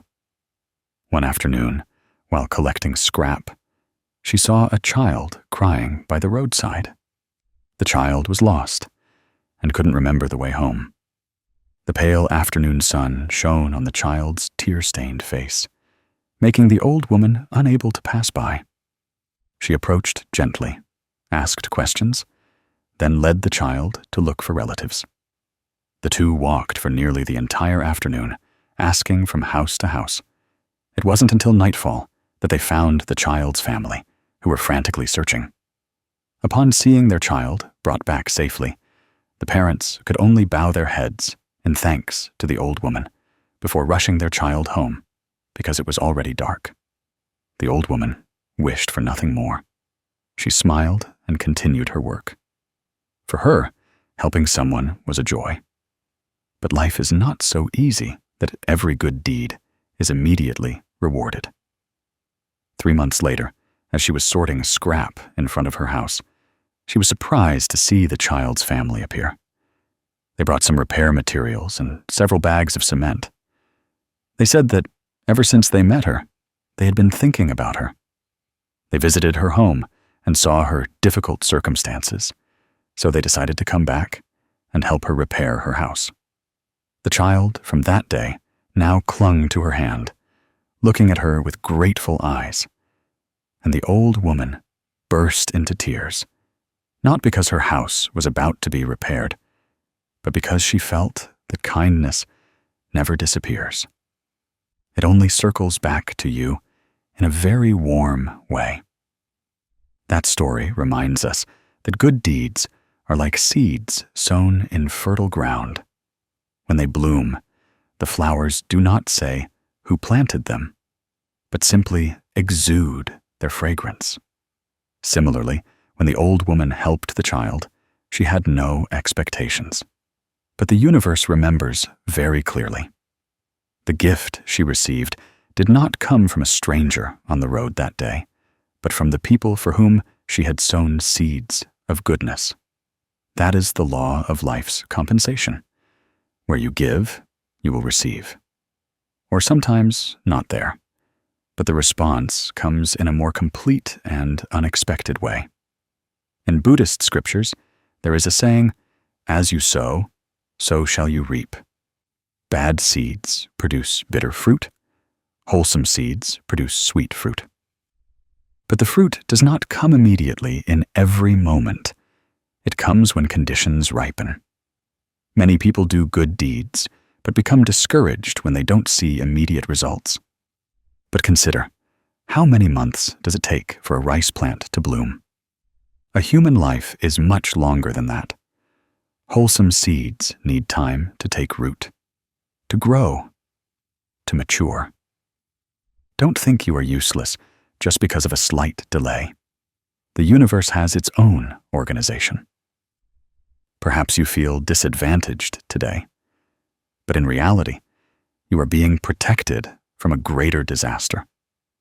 Perhaps you feel that someone is taking advantage of you, but in reality, you are sowing blessings for your future life. Perhaps you see someone living wickedly, yet enjoying pleasure, but you do not see how restless they are inside, how their karma is accumulating, and what they will pay for in the future. Each person is walking their own path of cause and effect. No one can bear another's karma, nor can anyone take away another's blessings. Our task is simply to continue living virtuously, keeping our minds pure, and the universe will take care of the rest. Try to look into the hearts of kind people. They're always gentle. They rarely get angry. And even when suffering, they do not lose faith. That is the result of wholesome karma. As for those who live unwholesomely, they may succeed in the world, but their minds are always full of fear. They suffer from insomnia when night falls. They always think others will harm them because they have done the same to someone before. That is the karmic consequence right in the present. Looking at it this way, you will understand that the universe is always very fair. If you have ever been disadvantaged, misunderstood, or treated badly by others, do not think that everything is meaningless. It is precisely in such moments that the universe is testing whether you can truly maintain a wholesome mind. Those who live well, expecting reciprocity, will give up after just one disadvantage. Those who live well with a purely wholesome mind, even if misunderstood by others, will maintain their integrity. And it is this steadfastness that creates great merit. The lesson of the law of compensation is very simple, yet profound. When you give something with a sincere heart, you have sown a seed for the future. You don't need to know when that tree will grow or where it will bloom. You just need to know that it will surely bloom. Don't think you are disadvantaged when doing good. Each time you do a good deed, you are taking another step on the path of peace. Blessings do not come loudly. They come through things that seem very small, but gradually change your life. A surprising good opportunity, a good friend appearing at the right time, an accident averted, a severe illness lightened. All are wholesome, karmic results. If you want to apply this law to life, start by keeping your mind pure. No matter what life says about you, continue to be kind. Even if someone doesn't appreciate you, do the right thing, even if you have to walk alone. Every day, even if it's just a small act like yielding the way, helping someone in need, or simply not saying words that make others sad, all are seeds of blessings. When you do good without expectation, your mind will be light. When your mind is light, your life will be bright, and wholesome fruits will come at the time the universe sees that you are ready to receive them. Believe that nothing happens by chance in this life. Every good deed you give is engraved in the workings of karma. The wholesome seeds you sow today will sprout at the most beautiful moment of your life. And then you will understand that no act of kindness is ever useless. The universe never forgets the reward for those who live sincerely. As you sit down on a quiet evening, perhaps in a familiar room, or a workplace still echoing with the noise of a long day, you might look at your life and sigh softly, feeling utterly exhausted. Sometimes you feel you treat everyone well, but are misunderstood. Sometimes you help someone with all your heart, but are looked down upon. Sometimes you try every little bit, but still feel as if life is turning its back on you. Others make mistakes and receive support, but you do what's right, and no one stands by you. You look at the accumulated worries, from family matters, financial issues, relationships, to the smallest things, all forcing you to strain yourself to face them. Many people still say that everyone goes through suffering, but only you truly understand how heavy your own pain is. Sometimes you ask yourself, is heaven intentionally testing me? Does fate want to push me into a deadlock? Is my kindness not enough to earn peace? And if today you are in such days when you just want to give up because you feel no one understands you, then I want to tell you that you are not alone. Many people have stood in that dark place, including me. There were times when it seemed I couldn't hold on any longer against the misfortunes that kept coming like waves in the ocean. Everyone has moments of weakness, but that is not the time to conclude our worth, but merely a moment when life is teaching us a greater lesson. The Buddha taught that every adversity in life is not meant to punish, but to help people reflect on their minds and understand the nature of suffering. Suffering comes when we cling to things we shouldn't cling to. Suffering comes when we place too great expectations on others. Suffering comes when we expect life to be as we want, forgetting that this world operates according to causes and conditions, not according to one person's will. Suffering is not heaven hating us, but merely a message that our minds need more tempering. Just as a piece of iron needs to go through red-hot fire and a blacksmith's hammer to become a sharp blade. Before growing, humans must also pass through challenges they never expected. Many people think that encountering misfortune means they are inferior. But in reality, the Buddha taught that those with great karmic affinities often have to go through profound challenges, because only by experiencing suffering does the human heart open. Only by touching loss do we understand the preciousness of the present. Only by being knocked down do we see the strength that has always been inherent within us. Therefore, if you are suffering, do not hastily think that heaven has abandoned you. Perhaps it is at this very moment that heaven is guiding you to a new door that your current vision cannot yet see. The human mind usually reacts most violently. When things go wrong, when everything is favorable, everyone is calm and clear-headed. But when misfortune strikes, people's hearts become agitated like a lamp in the wind. Even a small gust of wind can make the light within us flicker. Everyone will have moments when they want to stop because they are tired. Some people are under such immense pressure that they don't want to take another step. The truth is that when suffering reaches its peak, people easily develop negative thoughts about themselves. We start blaming ourselves, doubting ourselves, feeling unworthy, thereby creating a new layer of suffering on top of what is already happening.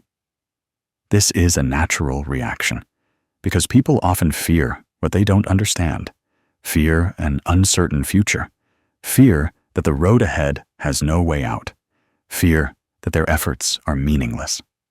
But it is precisely because of this that the Buddha taught that we must learn to return to the breath. Keep the mind peaceful amidst all changes, and observe fear instead of running from it. Because when we understand fear, we are no longer led by it. In the history of the Buddha, he also faced countless difficulties before enlightenment. He was opposed by his family when he left the palace, tormented his body while practicing asceticism. He spent long nights meditating alone in the deep forest, where darkness and loneliness always enveloped him. But it was those very days that created the Buddha we admire. Today, he was not born into favorable circumstances, but it was adversity that was the important factor that made his wisdom shine. That is to remind us that no one is strong without ever being weak. No one is steadfast without ever wavering. Humans are tempered by difficulties, not by pleasant days. When the mind is not yet strong enough, life sends lessons for us to perfect ourselves. The more lessons you receive, the more it proves you have enough strength to go further. A story that might help you understand this more clearly is the story of a young man who once wanted to end his life. He was a kind, honest person with a dream who opened a small shop to provide for his family. He saved money, borrowed more from relatives, and started his business. But luck did not smile on him. The market changed so quickly that he couldn't react in time. Goods piled up, customers dwindled, and before he could turn things around, a series of misfortunes led to his complete failure in just a few months. From a person full of hope, he became someone carrying a huge debt, along with the disappointment of those around him. Every day he woke up was a new fear. Every phone message was a reminder of an unpaid debt. Every conversation with relatives made him feel useless. Gradually, he believed that heaven had abandoned him, that this life no longer had a way out for him. Until one afternoon, standing by the river, he thought about ending everything to avoid being a burden. But just at that moment, a message appeared on his phone. It was an old friend he hadn't contacted in a long time, saying that his company needed someone to manage a small department, not a high position, but an opportunity for him to start over. Just one message was like a light shining into the darkness of his mind. He decided to try one more time, and from that job, he learned many new things, gradually paid off his debts, and slowly reclaimed the life he thought had collapsed. He said that if, that day, heaven had succumbed to his most negative thoughts, everything would surely have been lost. But it turned out that losing everything was a way for him to find himself. He understood that heaven had not abandoned him, but had merely pushed him onto a different path. And it was precisely in his most difficult times that he tempered himself with patience, gratitude, and an appreciation for life. This story accurately reflects the spirit of the Buddha's words. The Buddha taught that human life has its ups and downs, its light and its darkness.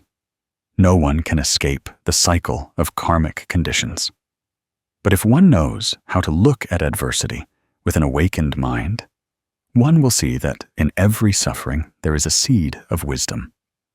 A saying often repeated in the scriptures is that when the lotus grows, it must emerge from the mud. Without mud, there is no lotus. Without suffering, it is difficult for people to grow in spirit. It is thanks to our falls that we learn how to stand up correctly. It is thanks to our brokenness that we understand what is sustainable. It is thanks to our losses that we learn to cherish what we have. The Buddha also said that suffering is not an end, but merely a comma in a person's journey. After that comma, we will move on to a new story. And when you overcome your darkest days, you will realize you are no longer the same person. You are stronger because you have learned to take responsibility for your life. You are deeper because you have understood that everything that happens carries some value. You are more compassionate because, having tasted suffering, you know how to empathize with the pain of others.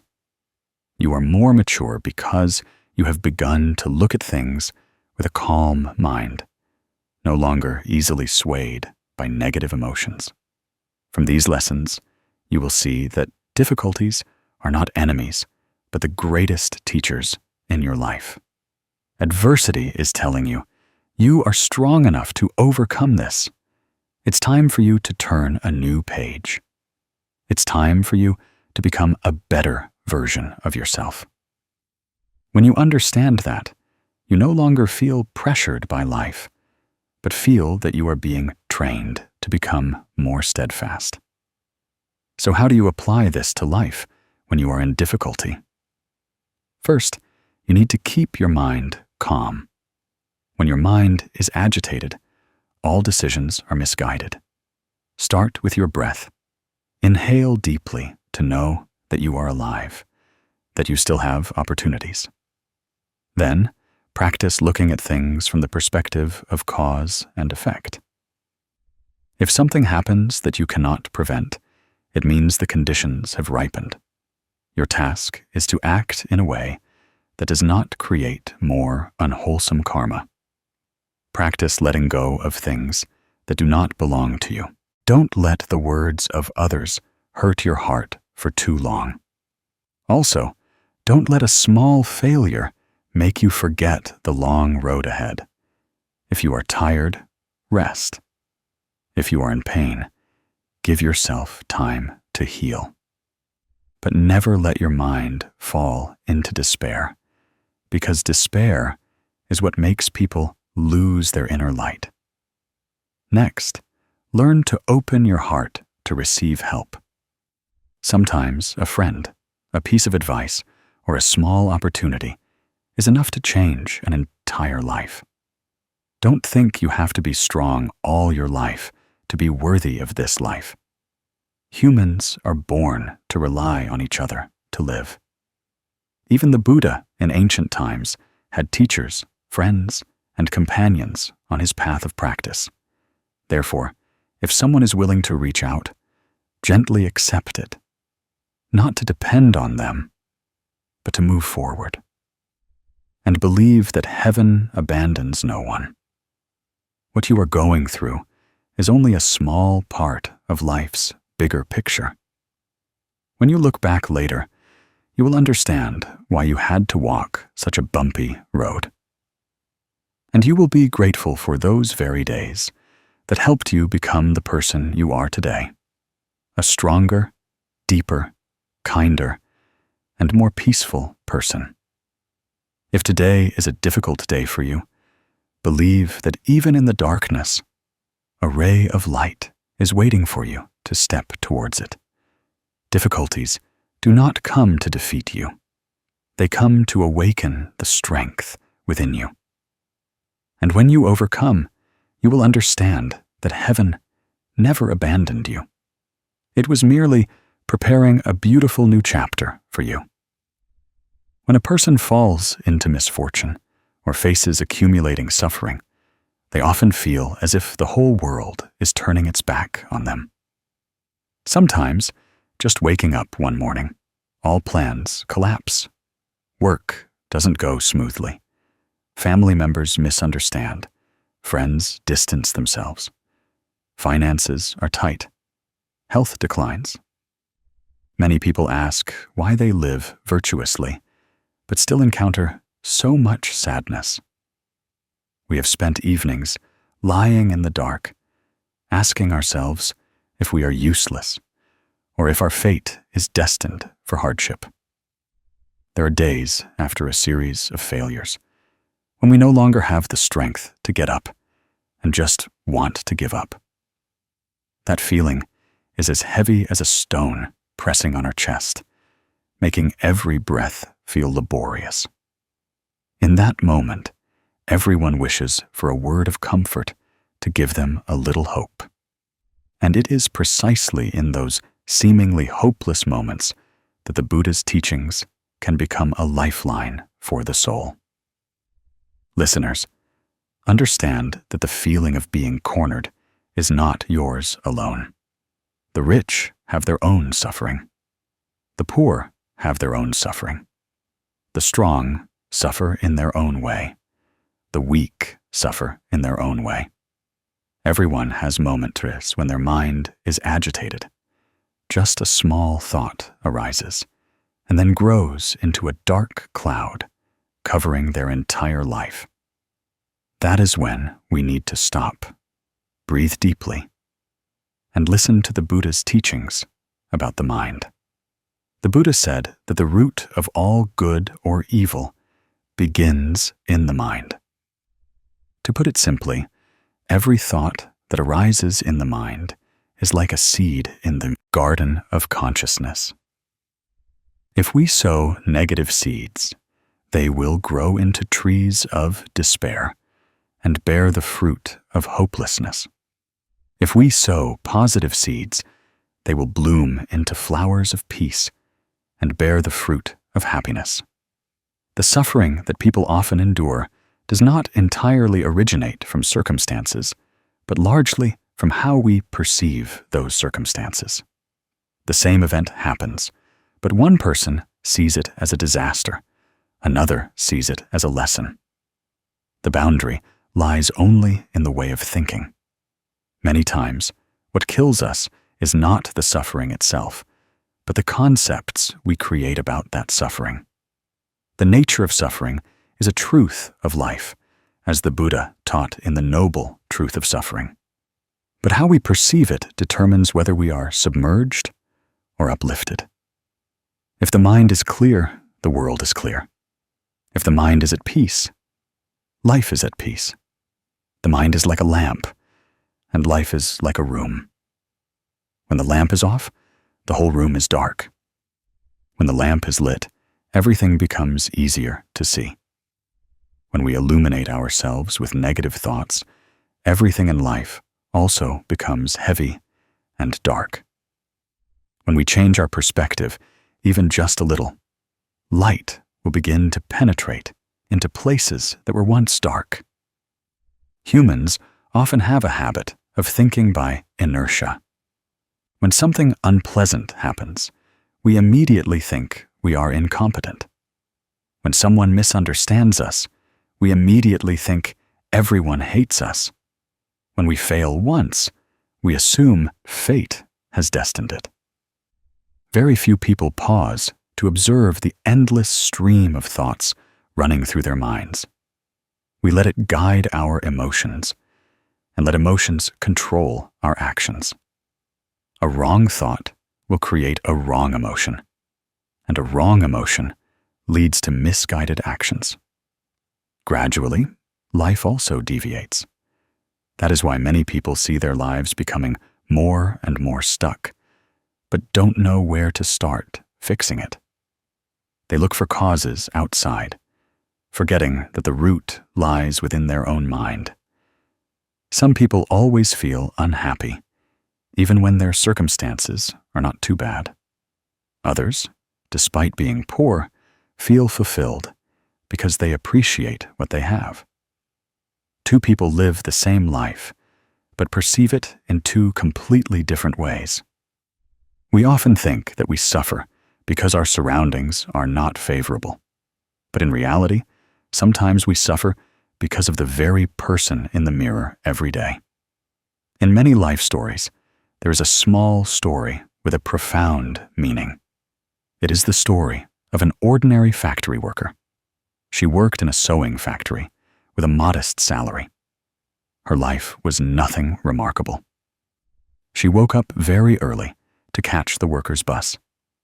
She returned home in the evening, tired from work. Over and over again, she always believed she was unlucky. From childhood, she carried the thought that she was born to suffer disadvantages. Family hurts left many scars on her mind. Growing up and working, if anyone said a harsh word, she immediately thought it was life's injustice. Every time she saw others succeed, she felt even smaller. Any unpleasant event that occurred, she attributed to her bad luck. One day, the sewing machine broke, and she thought her fate was dark. One day, her salary was delayed, and she thought heaven didn't love her. From morning to night, she always lived in gloomy thoughts, and they clung to her for so long that she didn't even realize how much she was controlled by negative thinking. Her spirit declined day by day. No one hated her, but she thought everyone avoided her. No one made things difficult for her, but she thought everything she did encountered obstacles. Weariness caused illness, and a dark mind caused afflictions. One day, after many days of stress, she heard colleagues inviting each other to the temple for a Dharma talk. She had no intention of going, thinking she had no connection with scriptures, but because her heart was so despondent that day, she decided to go along to clear her mind. During the Dharma talk, the monk expounded on the verse from the scriptures. Mind is the forerunner of all mental states. He said that the important thing is not the circumstances that are happening, but how we perceive those circumstances. He said that if a person only thinks that everything in life is bad, their mind will create a gray picture for them to look at. Conversely, if that person knows how to cherish the smallest things, light will naturally spread in their mind. Hearing this, she suddenly felt as if someone had shone a light on her life. She was startled to realize that for many years she had painted her own life with dark colors. She was not as poor as she thought, not as hated as she thought. She was only enveloped by negative thoughts to the point where she couldn't recognize the truth. That evening, she returned home and sat silently for a long time. For the first time, she carefully examined her stream of thoughts and found them truly heavy. She decided to change, even if only a little each day.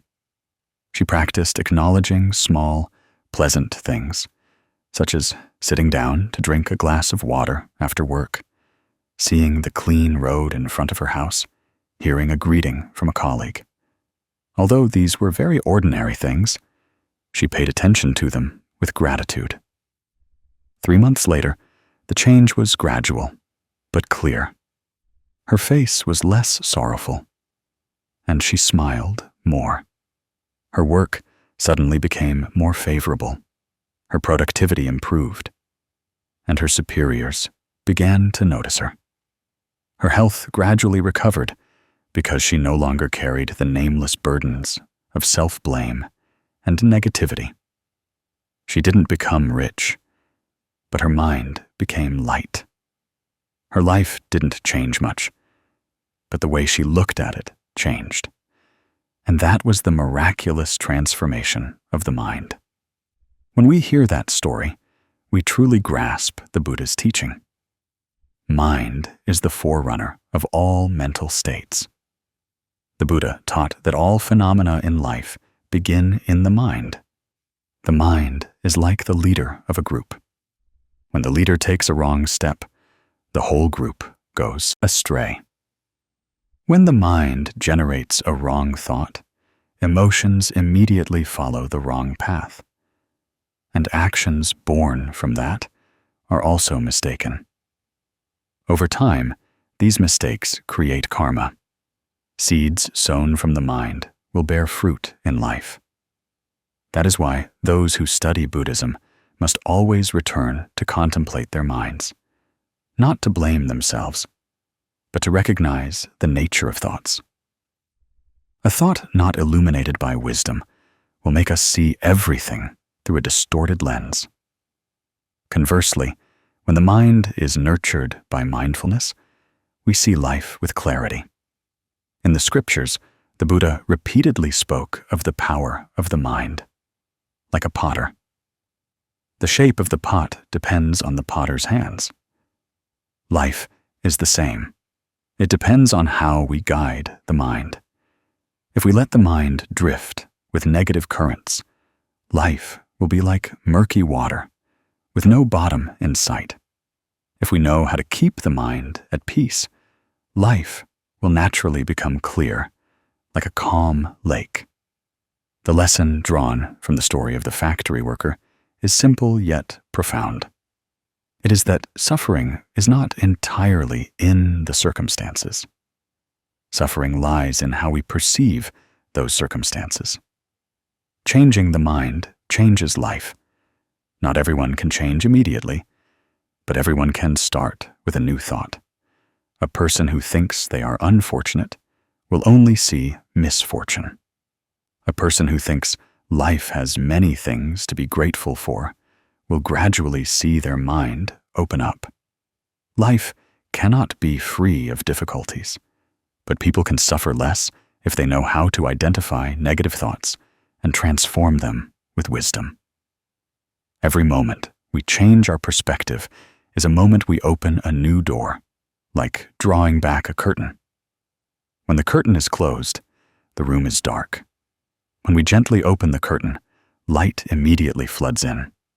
Suffering is the same. When we open our minds with understanding and gratitude, everything that was once heavy becomes light. Applying this to life is not complicated. The listener can start by observing the thoughts that appear in their mind daily. Whenever a negative thought arises, instead of letting it lead your emotions, stop and ask yourself if this thought is real. Is it necessary? Does it help you become better? If not, gently let it go. The listener can also practice being grateful for the smallest things, such as having a meal to eat, having someone to call by name, having work to do, having a roof over their head. Every small thing can become an anchor to help the mind become clearer. When the mind is more grateful, negativity gradually decreases. When the mind is calm, the challenges in life will no longer easily overwhelm us. Practice nourishing the mind with wholesome thoughts, just like watering a young potted plant. The plant needs daily care to thrive. The mind is the same. It needs to be nurtured with understanding, mindfulness, and self-compassion. The listener can also practice sitting quietly for a few minutes each day to return to the breath. When inhaling, know you are inhaling. And when exhaling, know you are exhaling. Just doing that is already transforming the agitation in your heart. A calm mind is the foundation of a peaceful life. When the mind is clear enough to see each thought, we will no longer be dragged along by them in weariness. The listener must remember that you are not a victim of the mind. You are the master of the mind. Every day, choose a few wholesome thoughts to cultivate. Just as every day, choose a handful of good seeds to sow into life. When enough wholesome causes are sown, wholesome fruits will come. That is the law of cause and effect, operating from within the mind to external circumstances. And finally, the most important thing is to know that the transformation of the mind is not a one-time event. It is a long journey and a worthwhile journey. No matter how negative we have been in the past, what matters is that today we start to change. Current suffering can be a motivation for us to become more mindful. Just as a traveler in the night only needs a small lamp to keep going. A peaceful mind is that lamp, When the mind is clear, the world is clear.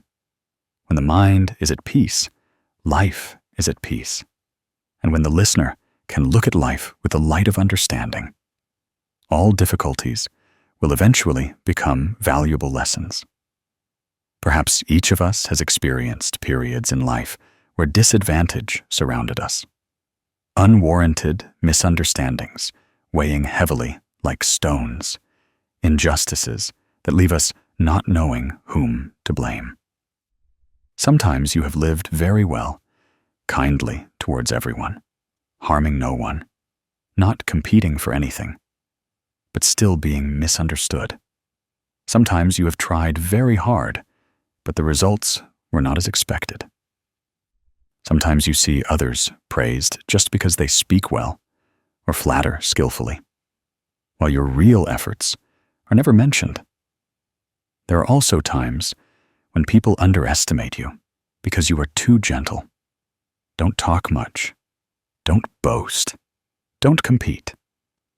These things hurt you silently, and sometimes make you doubt your own kindness and humility. Looking at these difficulties, we understand that everyone has unspoken worries.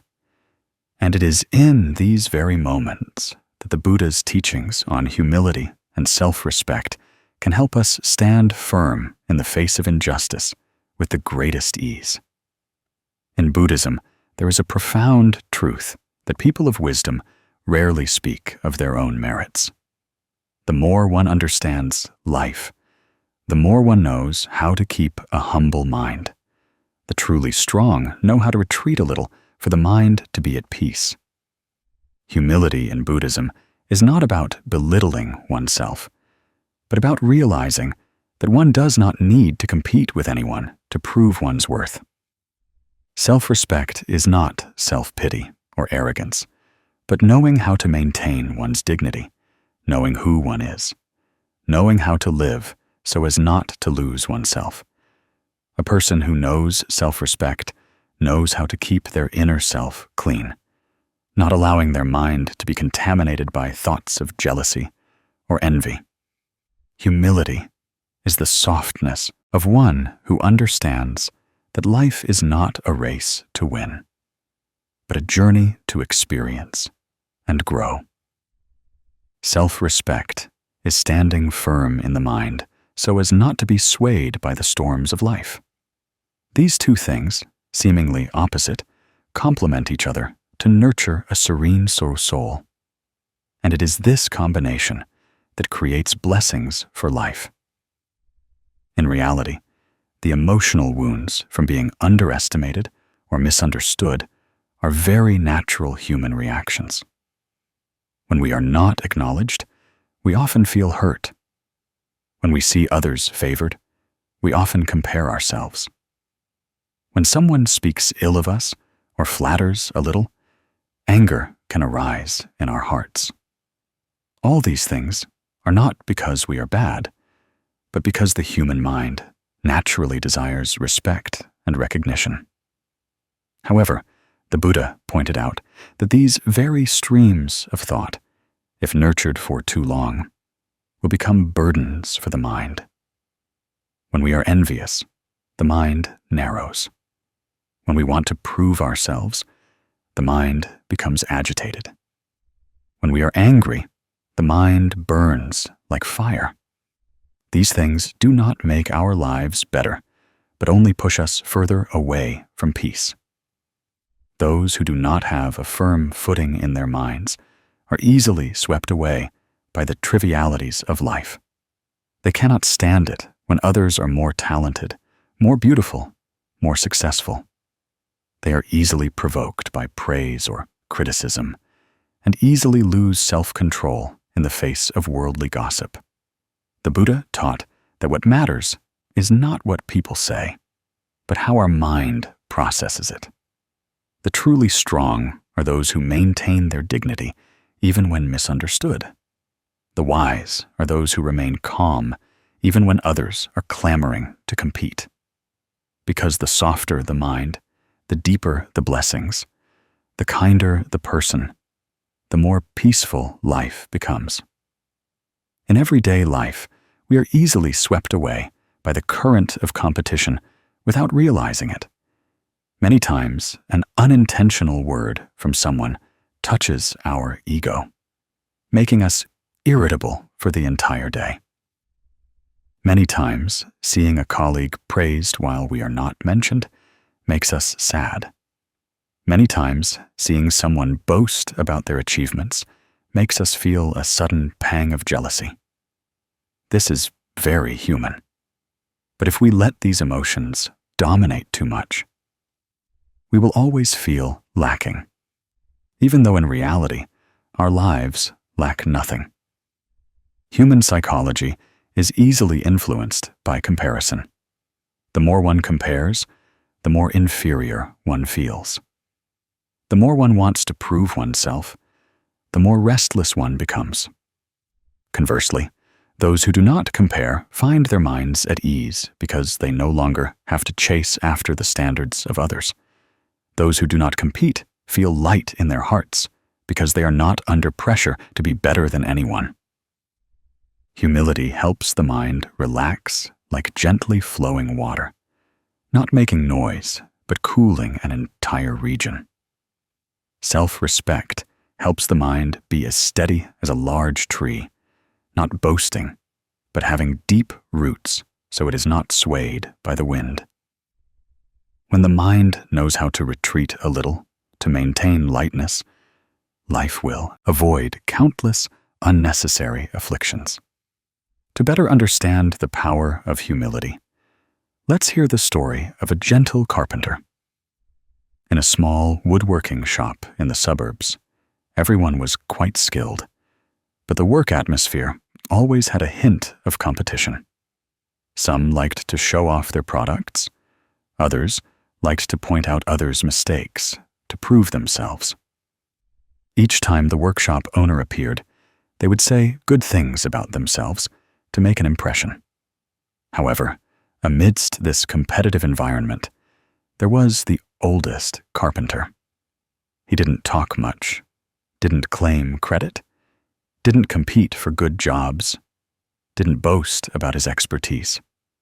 Even though his experience far surpassed others, he worked very meticulously caring for every cut, every joint. When he saw someone make a mistake, he helped by quietly correcting it and showing them how to do it right without saying harsh words. Some young people didn't understand and thought he was timid or afraid of competition. But in reality, he didn't need to prove anything because he knew his value lay in his craftsmanship, not in his words. His mind was kind and light, like someone who had been through many storms and no longer wanted to struggle. Some time later, the workshop owner decided to find a new manager to help run the business. The young people immediately showed off a lot. They talked about their abilities, achievements, products they had made, and even ideas they believed would change the woodworking shop. Everyone thought they were the most suitable person. However, in the end, the owner chose the oldest carpenter. The owner said that those who speak well are not necessarily good at doing, but those who are good at doing do not need to speak much. He chose that kind carpenter because he saw character as more important than any boasting. A person who knows humility can listen. A person who knows self-respect can maintain their dignity. Only a person with good character can lead others. When they heard that decision, the others finally understood that the strength of humility is not noisy, but as durable as a wooden house built by a skilled craftsman. That craftsman didn't need to prove himself, but was recognized by the very depth of his mind. That story clarifies the Buddha's teaching that humility is the virtue of the wise. In the scriptures, the Buddha repeatedly advised practitioners to keep their minds like soft water, yet full of strength. Water flows low, so no one competes with water. But water is the strongest because it can penetrate stone, create rivers and streams, and nourish life. A humble person is the same. They don't need to place themselves above anyone, but they never lose their dignity. A self-respecting person doesn't compare to elevate themselves, but maintains the purity of their mind so as not to be polluted by the urge to compete. In Buddhism, a humble mind is the door to wisdom. The gentler one is, the clearer one sees things, the more one lets go of the ego. The brighter one's wisdom becomes because it is not obscured by arrogance. The Buddha also taught that a person's merit largely comes from a kind heart. A kind heart is like soft earth that can bear all suffering. A soft mind is like a cloud that can embrace all stormy days. The kinder the mind, the greater the blessings, and the more peaceful life becomes. The lesson drawn from the Buddha's words and the story of the carpenter is not to make us passive, but to understand that humility helps us protect our minds from the wounds caused by competition. Humility helps us live gently in a world that constantly demands speed and strength.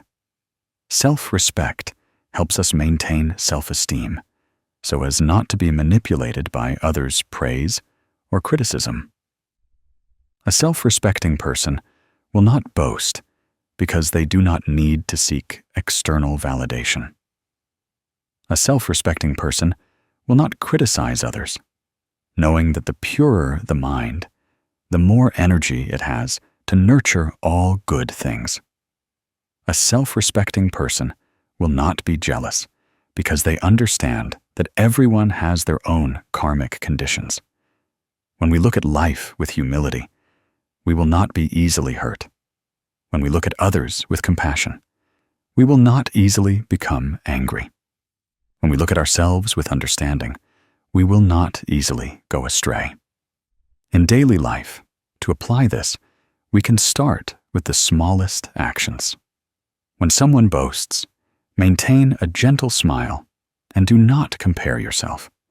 When someone says something unkind, remind yourself that those words are just passing wind, and your conduct is what truly matters.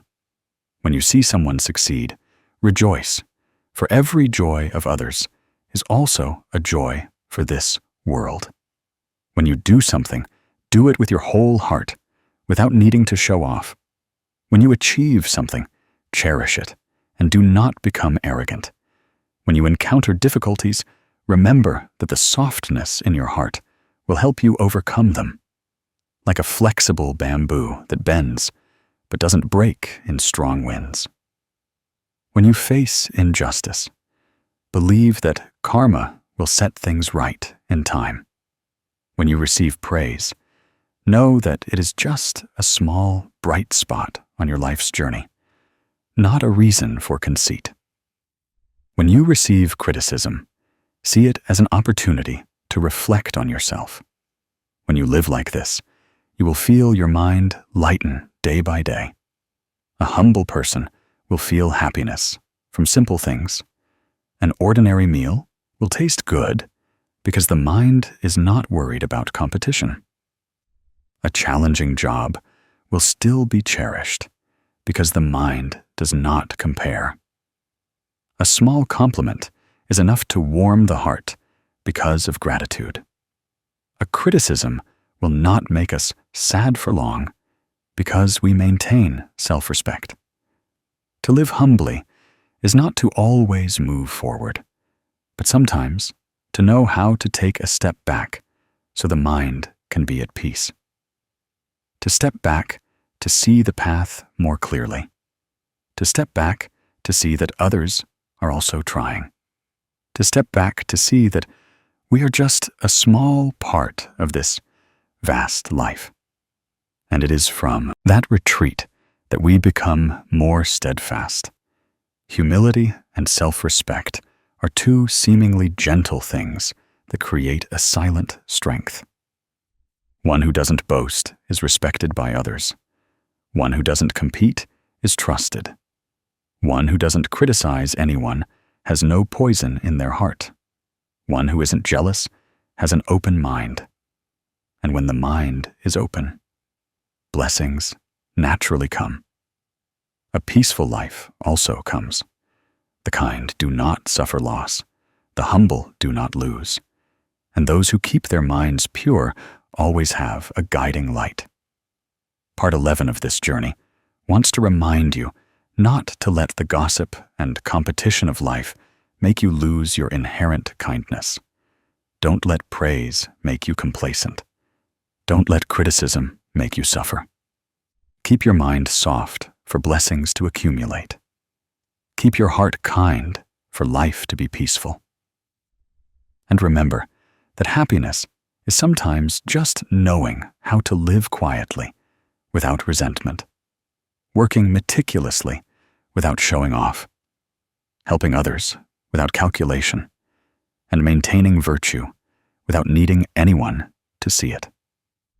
My dear friend, many times we sit amidst the turbulent days of life and ask ourselves why we have tried, lived decently, and striven to do good. Yet things are still not easy. Some are misunderstood, even though their hearts hold no malice. Some work diligently, but still suffer losses. Some speak cautiously, but are still blamed by others. Then we start blaming ourselves, doubting ourselves, and asking if perhaps someone in a previous life, or even we ourselves, in inadvertent moments, created something wrong that made life so heavy today. Many people suffer not only because of what they do in the present, but also because of the karma left by their families. Not a few children grow up in fear simply because their parents were angry. Not a few young people carry complexes about their families simply because their parents once lived wrongly. And sometimes we silently ask whether karma truly passes from one generation to the next. The Buddha taught that karma is not punishment from heaven and earth, nor is it an invisible force wanting to inflict suffering on humans. Karma is simply the imprint of intentional actions, the energy of the mind, what we do every day through words, thoughts, and actions. When we sow seeds of wholesome karma into life, our minds become light like clear water. When we sow seeds of unwholesome karma into life, our minds become clouded like dust against the wind, and that dust then clings to our loved ones. The ancients said very clearly, "What wind blows, which leaf, what mind creates, which karma, that life receives in return." Family members live close to each other, sharing the same atmosphere of daily thoughts. Therefore, the karma of parents can spread to children not because of divine power, but because of the continuous interaction of mind and living environment. Think of a child growing up in a family full of arguments. Each time their father gets angry, the child shrinks into a corner, trembling like a leaf in a strong wind. Each time their mother cries, their heart is like a young tree swayed by a sudden rain. The child cannot choose where they are born, but they have to bear the energies that their parents create. A child's soul is like a blank sheet of paper. Every harsh word is like an ink stain. Every instance of parental anger is like a cut on the paper. And these marks exist not only in childhood, but also extend into adult life later on. The Buddha taught that the verbal and physical karma of parents are like the muddy footprints that children have to step through. Not every child has enough wisdom to wash them clean. Sometimes they carry them for a lifetime. People often suffer from things they assume are unrelated to them. Some, simply because their parents lived unhealthily, have to bear the consequences for the whole family. Some have to give up their studies, put aside their dreams, just to pay off debts they never incurred. Some have to bear a bad reputation because their parents went astray. And that pain lingers, making it difficult for them to open up, to be confident, to live a peaceful life. Some families are poor not because they lack money, but because they lack ethics, gentleness, and kindness in their words. A harsh word can cause family discord. An act of infidelity can shatter a family. A habit of gambling, drinking, or betting can make children live in fear and lose faith. Thus, the Buddha said that one who does not observe the precepts is like one who sets fire to their own house. That fire not only burns oneself, but also spreads to loved ones. At that point, suffering does not stop in one lifetime, but can extend to future generations. The human mind, when falling into bad karma, often resembles someone sinking into mud. The more they struggle, the deeper they sink. One accustomed to living in anger will find their words easily become daggers. One accustomed to lying will find truth easily becomes alien.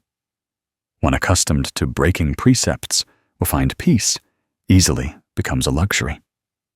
When a father or a mother does not know how to control their behavior, they easily forget that the children in the house are listening to every word, observing every action, and learning every habit that parents unconsciously sow.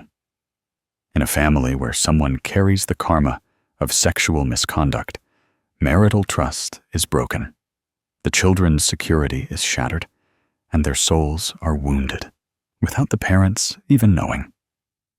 Karma does not only lie in the wrong action, but also in the pain that others have to bear from that action.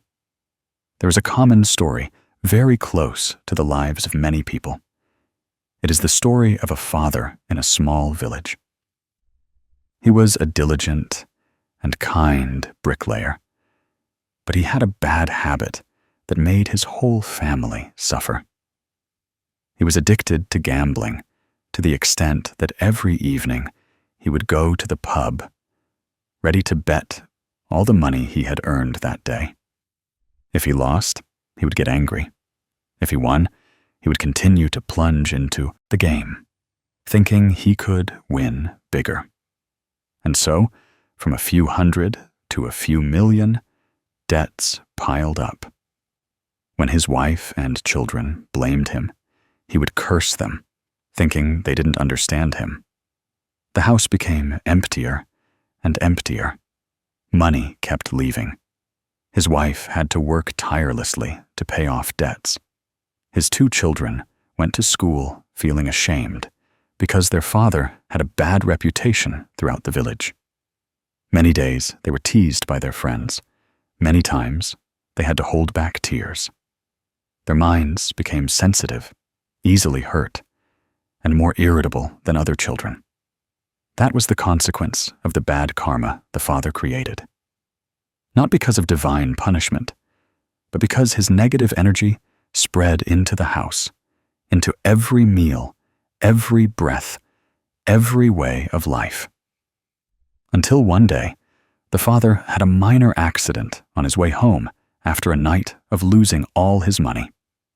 It wasn't a big accident, but enough for him to sit silently by the roadside for a long time. He looked at his calloused hands, at his worn-out shoes that had been with him for many years, then thought of his wife's sad face and his children's disappointed eyes. In that moment, he realized that the suffering his whole family was enduring all started with him. When he returned home, he opened the door and saw his 2 children studying under a weak yellow lamp. His wife was slumped over the table, exhausted. He knelt before his family, tears falling onto the cold tile floor. He apologized to his wife and children for the years he had caused them pain. He swore to give up gambling. He said he didn't want to see his children live in fear and shame anymore. He said he wanted to change his life, to end this unwholesome karma so his children could have a better tomorrow. His wife looked at him, and his 2 children ran to embrace him, bursting into tears. That was the moment when unwholesome karma was resolved by genuine awakening. In the scriptures, there is a teaching that if parents do evil, their children and grandchildren must bear the burden. But that burden is not a punishment, but a natural consequence of mind and behavior. When the mind is unwholesome, the family atmosphere is disturbed. When words are full of resentment, the family atmosphere becomes oppressive. When wrong actions are repeated, negative energy is transmitted to the children, like murky water spreading in a lake. But the Buddha also taught that karma can be transformed when we recognize it, when we repent, when we change, when we reform ourselves, when we do good deeds. Then bad energy is gradually replaced by good things. One who upholds the precepts is like one who maintains their roof. By upholding the precepts, the unwholesome fire does not spread. By maintaining the mind, negative energies in the family are resolved. By keeping the mouth wholesome, words become healing medicine. By maintaining fidelity, the family stands firm like a large tree. It all begins with the awareness that our actions affect not only ourselves, but also future generations. The lesson we can draw from that story is not only about the father's regret, but also about the power of knowing when to stop. The more unwholesome karma one creates, the harder it is to find peace. But as soon as we awaken, a new door will open. When we live rightly and know how to uphold the precepts, our minds become clearer. When we know how to speak kind words, our hearts become lighter. When we abandon bad habits, our families become warmer. The father in the story didn't need to do anything grand. He just needed to change from within for karma to transform, and for his children to have a chance at a life free from past pain. In daily life, you can start by observing your mind more often. When you are about to lose your temper, pause for a breath. When you are about to say something harsh, think of your loved ones who are listening. When you are about to do something that worries your family, remember that your actions will become a part of your children's memories. The Buddha taught that when we keep our minds pure, karma lightens. When we sow wholesome seeds, the fruit will be wholesome. When we live responsibly, our family will be at peace. You don't have to be perfect. You just need to know that everything you do today leaves an imprint on the people you love. No one can live your life for you, but your children and grandchildren will be affected by how you live. Therefore, leave a warm home, a kind soul, and a shining example for future generations so they can confidently walk the path of life. If you are listening to this sharing on days when you feel exhausted, the Lin Ung Buddhist Dharma channel wants to tell you that you can absolutely start over. no matter what mistakes you made in the past. As long as you recognize and change, karma will begin to transform. This life will not take anything from you if you know how to return to goodness. Keep your mind kind, your words kind, and your actions kind. That is the greatest gift you can give your children and grandchildren. And when you know how to live rightly, how to uphold the precepts, unwholesome karma will no longer have the opportunity to pass to future generations. You will find that true peace comes from a mind that knows how to stop and turn towards the light of kindness.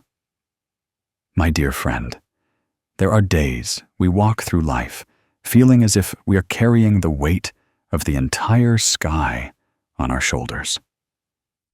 There are pains that, even after sleeping through a few nights, still remain in our hearts. There are things we think we have forgotten, but just a small event makes all the old feelings surge back. You may have tried to live decently, but were misunderstood. You may have placed many hopes on someone, only to be hurt by them. You may have loved with all your heart, but ultimately received betrayal. You may have poured your energy into a job, but the results were not as expected. In those moments, we often think, if only things were different, how much better it would be. But the more we cling, the more tired we feel. The more we force ourselves to forget, the more clearly we remember. The more we try to control, the more we lose. Life seems to enjoy testing people with such things. And it is at that moment that we realize suffering comes from our own clinging. According to Buddhist Dharma, clinging is the root cause of human suffering. When we want to hold on to something too tightly, our minds begin to fear. Fear of loss, fear of change, fear of loneliness, fear of being left behind. Fear gives rise to control, and control gives rise to weariness. The Buddha taught that everything in life is impermanent. Nothing belongs to us forever. People, material possessions, emotions, jobs, all are in the flowing current of life's changes. Therefore, if we try to hold on to something that no longer belongs to us, it is no different from grasping a rope. The more we pull, the more it hurts. Letting go is not loss, but returning everything to its rightful place. Letting go is not weakness, but wisdom. Let go for the mind to be light. Let go for the breath to be peaceful. Let go so we can move forward. When hurt, the human mind often tends to constrict. We want to cling because we believe that if we can hold on to what we once had, the pain will lessen. But in reality, the pain is not in the loss, but in our refusal to accept the truth. The more we resist the truth, the more we suffer. People say that the stronger the current, the harder it is to grasp water. But when we release our hands, the water flows freely, and our hearts also broaden. Humans often have a habit of setting expectations for themselves. We expect others to understand us. We expect beautiful relationships to last forever. We expect good things to happen our way. But when overly high expectations are not met, we fall into disappointment, resentment, and blame. From there, our hearts become heavy, and we don't realize that the one who has chained us is ourselves, not others. Some people think that letting go means giving up. But in reality, letting go is the action of someone who understands themselves best. One who knows how to let go is one who sees that some things, if held onto, only cause pain. One who knows how to let go is one who understands that every brokenness carries a message. If we keep trying to fix a cracked vase, it will still leak water. If we keep holding on to a relationship that has grown cold, our hearts will still bleed. Only when we accept letting go can we look at ourselves with clearer eyes. Psychology also says that people often suffer not because of the situation that occurs, but because of how they view the problem. When we look at life with a clinging perspective, we see suffering. When we look with a letting go perspective, we feel light. There is a story that I believe many of us can see ourselves in. It is the story of a wife who went through years of suffering because her husband betrayed her. She was a gentle, hard-working, and patient woman, always striving to build a warm and peaceful family. However, her husband fell in love with another woman. When she discovered the truth, she felt utterly devastated. She cried until her tears ran dry. She tried every way to hold on to her husband. She thought that if she tried to keep him, if she endured, if she sacrificed a little more, everything would go back to how it was. But the truth never returned to the way it was at the beginning. The more she clung, the more she hurt. The more she tried to hold on, the further her husband drifted away. The months of living in fear of losing her family made her grow paler each day. Her soul felt constricted. One day, she went to the temple in a state of collapse. She sat before the Buddha statue in silence for nearly an hour. When her mind began to settle, she heard a monk expounding on impermanence. The monk said that what no longer belongs to you cannot be kept with tears. What is broken cannot be mended by force. The monk said that when we let go, we lose nothing, but merely return things that never truly belonged to us back to life. Let go so you don't hurt yourself. Don't make others suffer. Don't cling to a closed door so that when the old door closes, a new one will open. Hearing that, she burst into tears. But this time, it was the cry of awakening, no longer the cry of despair. She began to practice letting go little by little. She no longer tried to control her husband. She no longer clung to a broken relationship. She learned to take care of herself, learned to go an entire day without thinking about sad things. She learned to look at herself in the mirror and say that she deserved peace. Many years later, she became a different woman, not because she went to find a new man, but because she found herself again. She lived peacefully, independently, knew how to love, and knew how to protect her mind. Everyone who had met her before was surprised to see her much more radiant and stronger. She said that the day she let go was the day she started living again. She understood that letting go is not defeat. Letting go is conquering oneself. Let go for the mind to be free. And when the mind is free, all good things can come. In the scriptures, there's a teaching that everything is impermanent. You cannot hold on to it, and it doesn't matter if you lose it. This statement seems simple, but contains a treasure trove of wisdom. When we know that everything changes, we no longer try to cling to anything. When we see that loss is just a part of life, we no longer fear. The Buddha taught that the mind is like a body of water. When the water is calm, the lake clearly reflects the moon. When the water is agitated, the lake only reflects distortion. If our mind is turbulent due to clinging, we cannot see the truth. Only when our mind knows how to let go, to be gentle, to flow freely, do things become clear and easy to understand. The lesson we draw from the story and the Buddha's teachings is that letting go is not abandoning happiness, but a way to return to true happiness. Let go of expectations so you don't live under pressure. Let go of resentment so you don't carry burdens in your heart. Let go of control so your mind can be at ease. Let go of people who no longer walk with you to make space for better things.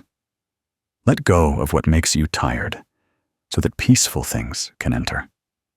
Life does not always operate according to our will, but we can choose our attitude towards life according to the Buddha's teachings. When we know how to let go, all the knots in our hearts are untied. When we know how to let go, our minds are like birds escaping a cage to fly into the free sky. When we know how to let go, we are no longer tormented by what has passed. In real life, there are many ways you can learn to let go. You can start with the simplest things. Try practicing deep breathing when emotions surge. A deep enough breath can bring you back to mindfulness. Observe your thoughts without judgment. You can tell yourself that this is just a thought, not the truth. Practice smiling when recalling old events. That smile is like sunlight shining into a dark corner of a room. Write down what hurts you, then tear it up. That action is like you are personally untying invisible bonds. Meditate for a few minutes each day to let your mind settle. When your mind has settled, the things that once caused you anxiety will no longer seem as important as before. Practice living simply and being content. A person who knows contentment does not need to cling, because they understand that happiness lies in the peace of mind, not in anything external. Letting go is not an easy thing to do. Many people spend their entire lives to understand it. But if you are willing to open your heart and look deeply into life's lessons, you will realize that letting go is the most precious gift you can give yourself. When you know how to let go, you will see your mind as vast as the sky. When you know how to let go, each of your steps will be lighter. When you know how to let go, you will see that this life is actually very compassionate. And when your mind is free, all wholesome things will find their way to you, like flowers blooming in their season. Perhaps by now, having listened and journeyed together through every emotion, you have also deeply understood that no one in this life can avoid moments of being pushed into a dead end. Days when, no matter how hard you tried, you were still misunderstood and hurt. Many times, you just want to live decently. But life keeps testing you with things too heavy. Sometimes you look around and don't know where to cling, like someone wading through a swift current, just hoping for a shore to stand on and breathe for a moment. I understand that feeling because every human being goes through periods in life when they want to give up but don't dare, want to scream but are choked in their chest.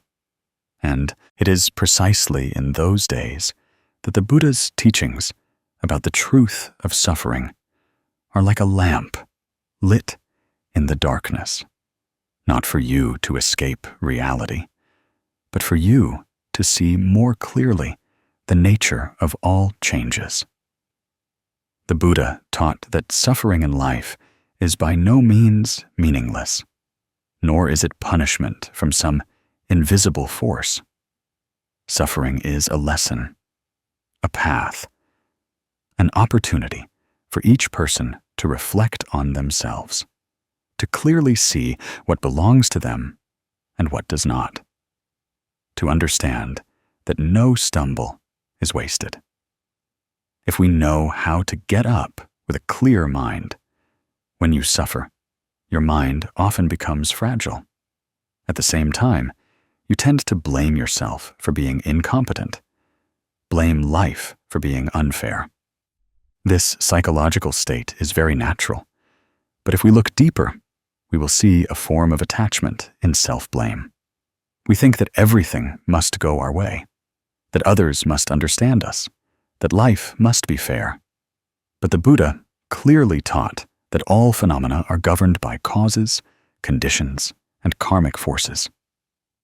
With wholesome conditions, flowers bloom. With unwholesome conditions, storms rage. Storms do not kill us, and blooming flowers do not love us. Everything that happens follows the laws of the universe, and no one is exempt. Therefore, people often create more suffering for themselves by clinging to things that do not belong to them. The more we try to cling, the more we hurt. The more we want everything to go our way, the more disappointed we become. And from a Buddhist perspective, letting go is not abandoning life, but abandoning the expectations that exhaust us. When we understand this, we realize that the light of compassion lies not only in loving others, but also in loving ourselves.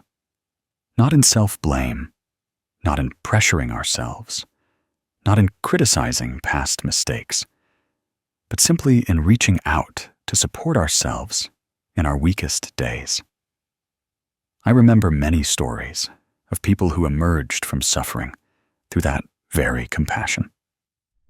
Once, I met a man who had gone through a period of near despair. After continuous failures, he lost his job, and his family also fell into discord. He recounted that there was a time when he sat in the middle of his house, not knowing where his future would lead. However, he had a strong affinity for the Dharma. During the short chanting sessions at the village temple, he suddenly found a space of stillness that he had never touched before. He realized that human life is like a bowl of water. If stirred, it becomes cloudy, but if left undisturbed, it naturally settles. He learned to let his mind be at peace, to stop struggling, to stop blaming, just observing what was happening to him, as if observing rain outside a window, without rushing, without wishing it to pass quickly. Eventually, with a calm mind, he found a job, and his family gradually found peace. All this was not due to a miracle, but simply because, when the mind is at peace, wisdom shines. When wisdom shines, one knows what to do to overcome difficulties. In the scriptures, the Buddha taught that one who overcomes challenges will be stronger than their former self. This does not mean you have to become a hero, but simply to become a calmer and clearer version of yourself. Difficulty is like a mirror. It clearly reflects what we need to change and what we need to preserve. If we have the courage to look directly into that mirror, we will pass through suffering with a different mindset, without panic, without despair, without blaming life. Perhaps you will ask why some people suffer a lot and others less. The Buddha answered with karma, not to distinguish who is good or bad, but for us to understand that everyone is either paying or receiving something from the causes they have sown.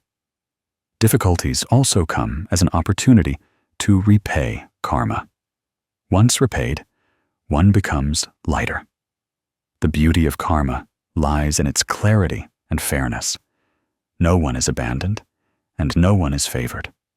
Those who sow good will encounter good. Those who live sincerely will have a peaceful mind. And those who know how to maintain a wholesome mind even in storms, will always have a refuge. That is why, when you face misfortune, the most important thing is not to ask why everything is happening to you, but to keep your mind from being swept into darkness.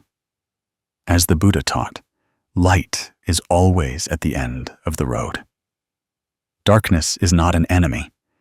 It is merely the space we must pass through to realize the value of light.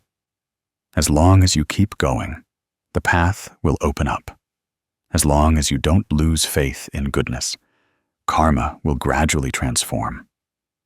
As long as you know how to return to your breath and comfort yourself that everything has its causes and conditions, your heart will lighten significantly. When we pass through challenges with compassion, we not only save ourselves, but also help those around us find more peace. Because a peaceful mind radiates a soft energy. Those who live with us will feel that warmth, and the atmosphere in the family will also become harmonious. Conversely, a soul full of anger, resentment, and despair will affect loved ones. Therefore, the journey to overcome suffering is never a solo journey. It is a healing that radiates from within to without, from ourselves to the world around us. Finally, remember that what you are facing today is not the end. It is just one segment of the journey. Whenever you feel weak, return to the Buddha's teaching that if you keep a wholesome mind, heaven and earth will arrange everything. This saying does not imply superstition, but affirms that when the mind is wholesome, the mind is clear. When the mind is clear, choices are right. When choices are right, life naturally moves in a more benevolent direction. You are not alone on this journey. In every inhale and exhale, in every heartbeat, the Buddha remains within you in the form of mindfulness. When you know how to reflect on yourself, how to comfort yourself, how to live kindly, and maintain a wholesome heart, you are walking with the Buddha's compassionate light. And that light will guide you through all suffering, so that one day, when you look back, you will know that the sufferings that seemed to want to defeat you were actually gifts that helped you grow, become stronger and kinder. When the mind is at peace, life is at peace. When the heart is clear, the path is clear. And when compassion is present, all challenges become your teachers. As long as you keep going, life will eventually blossom.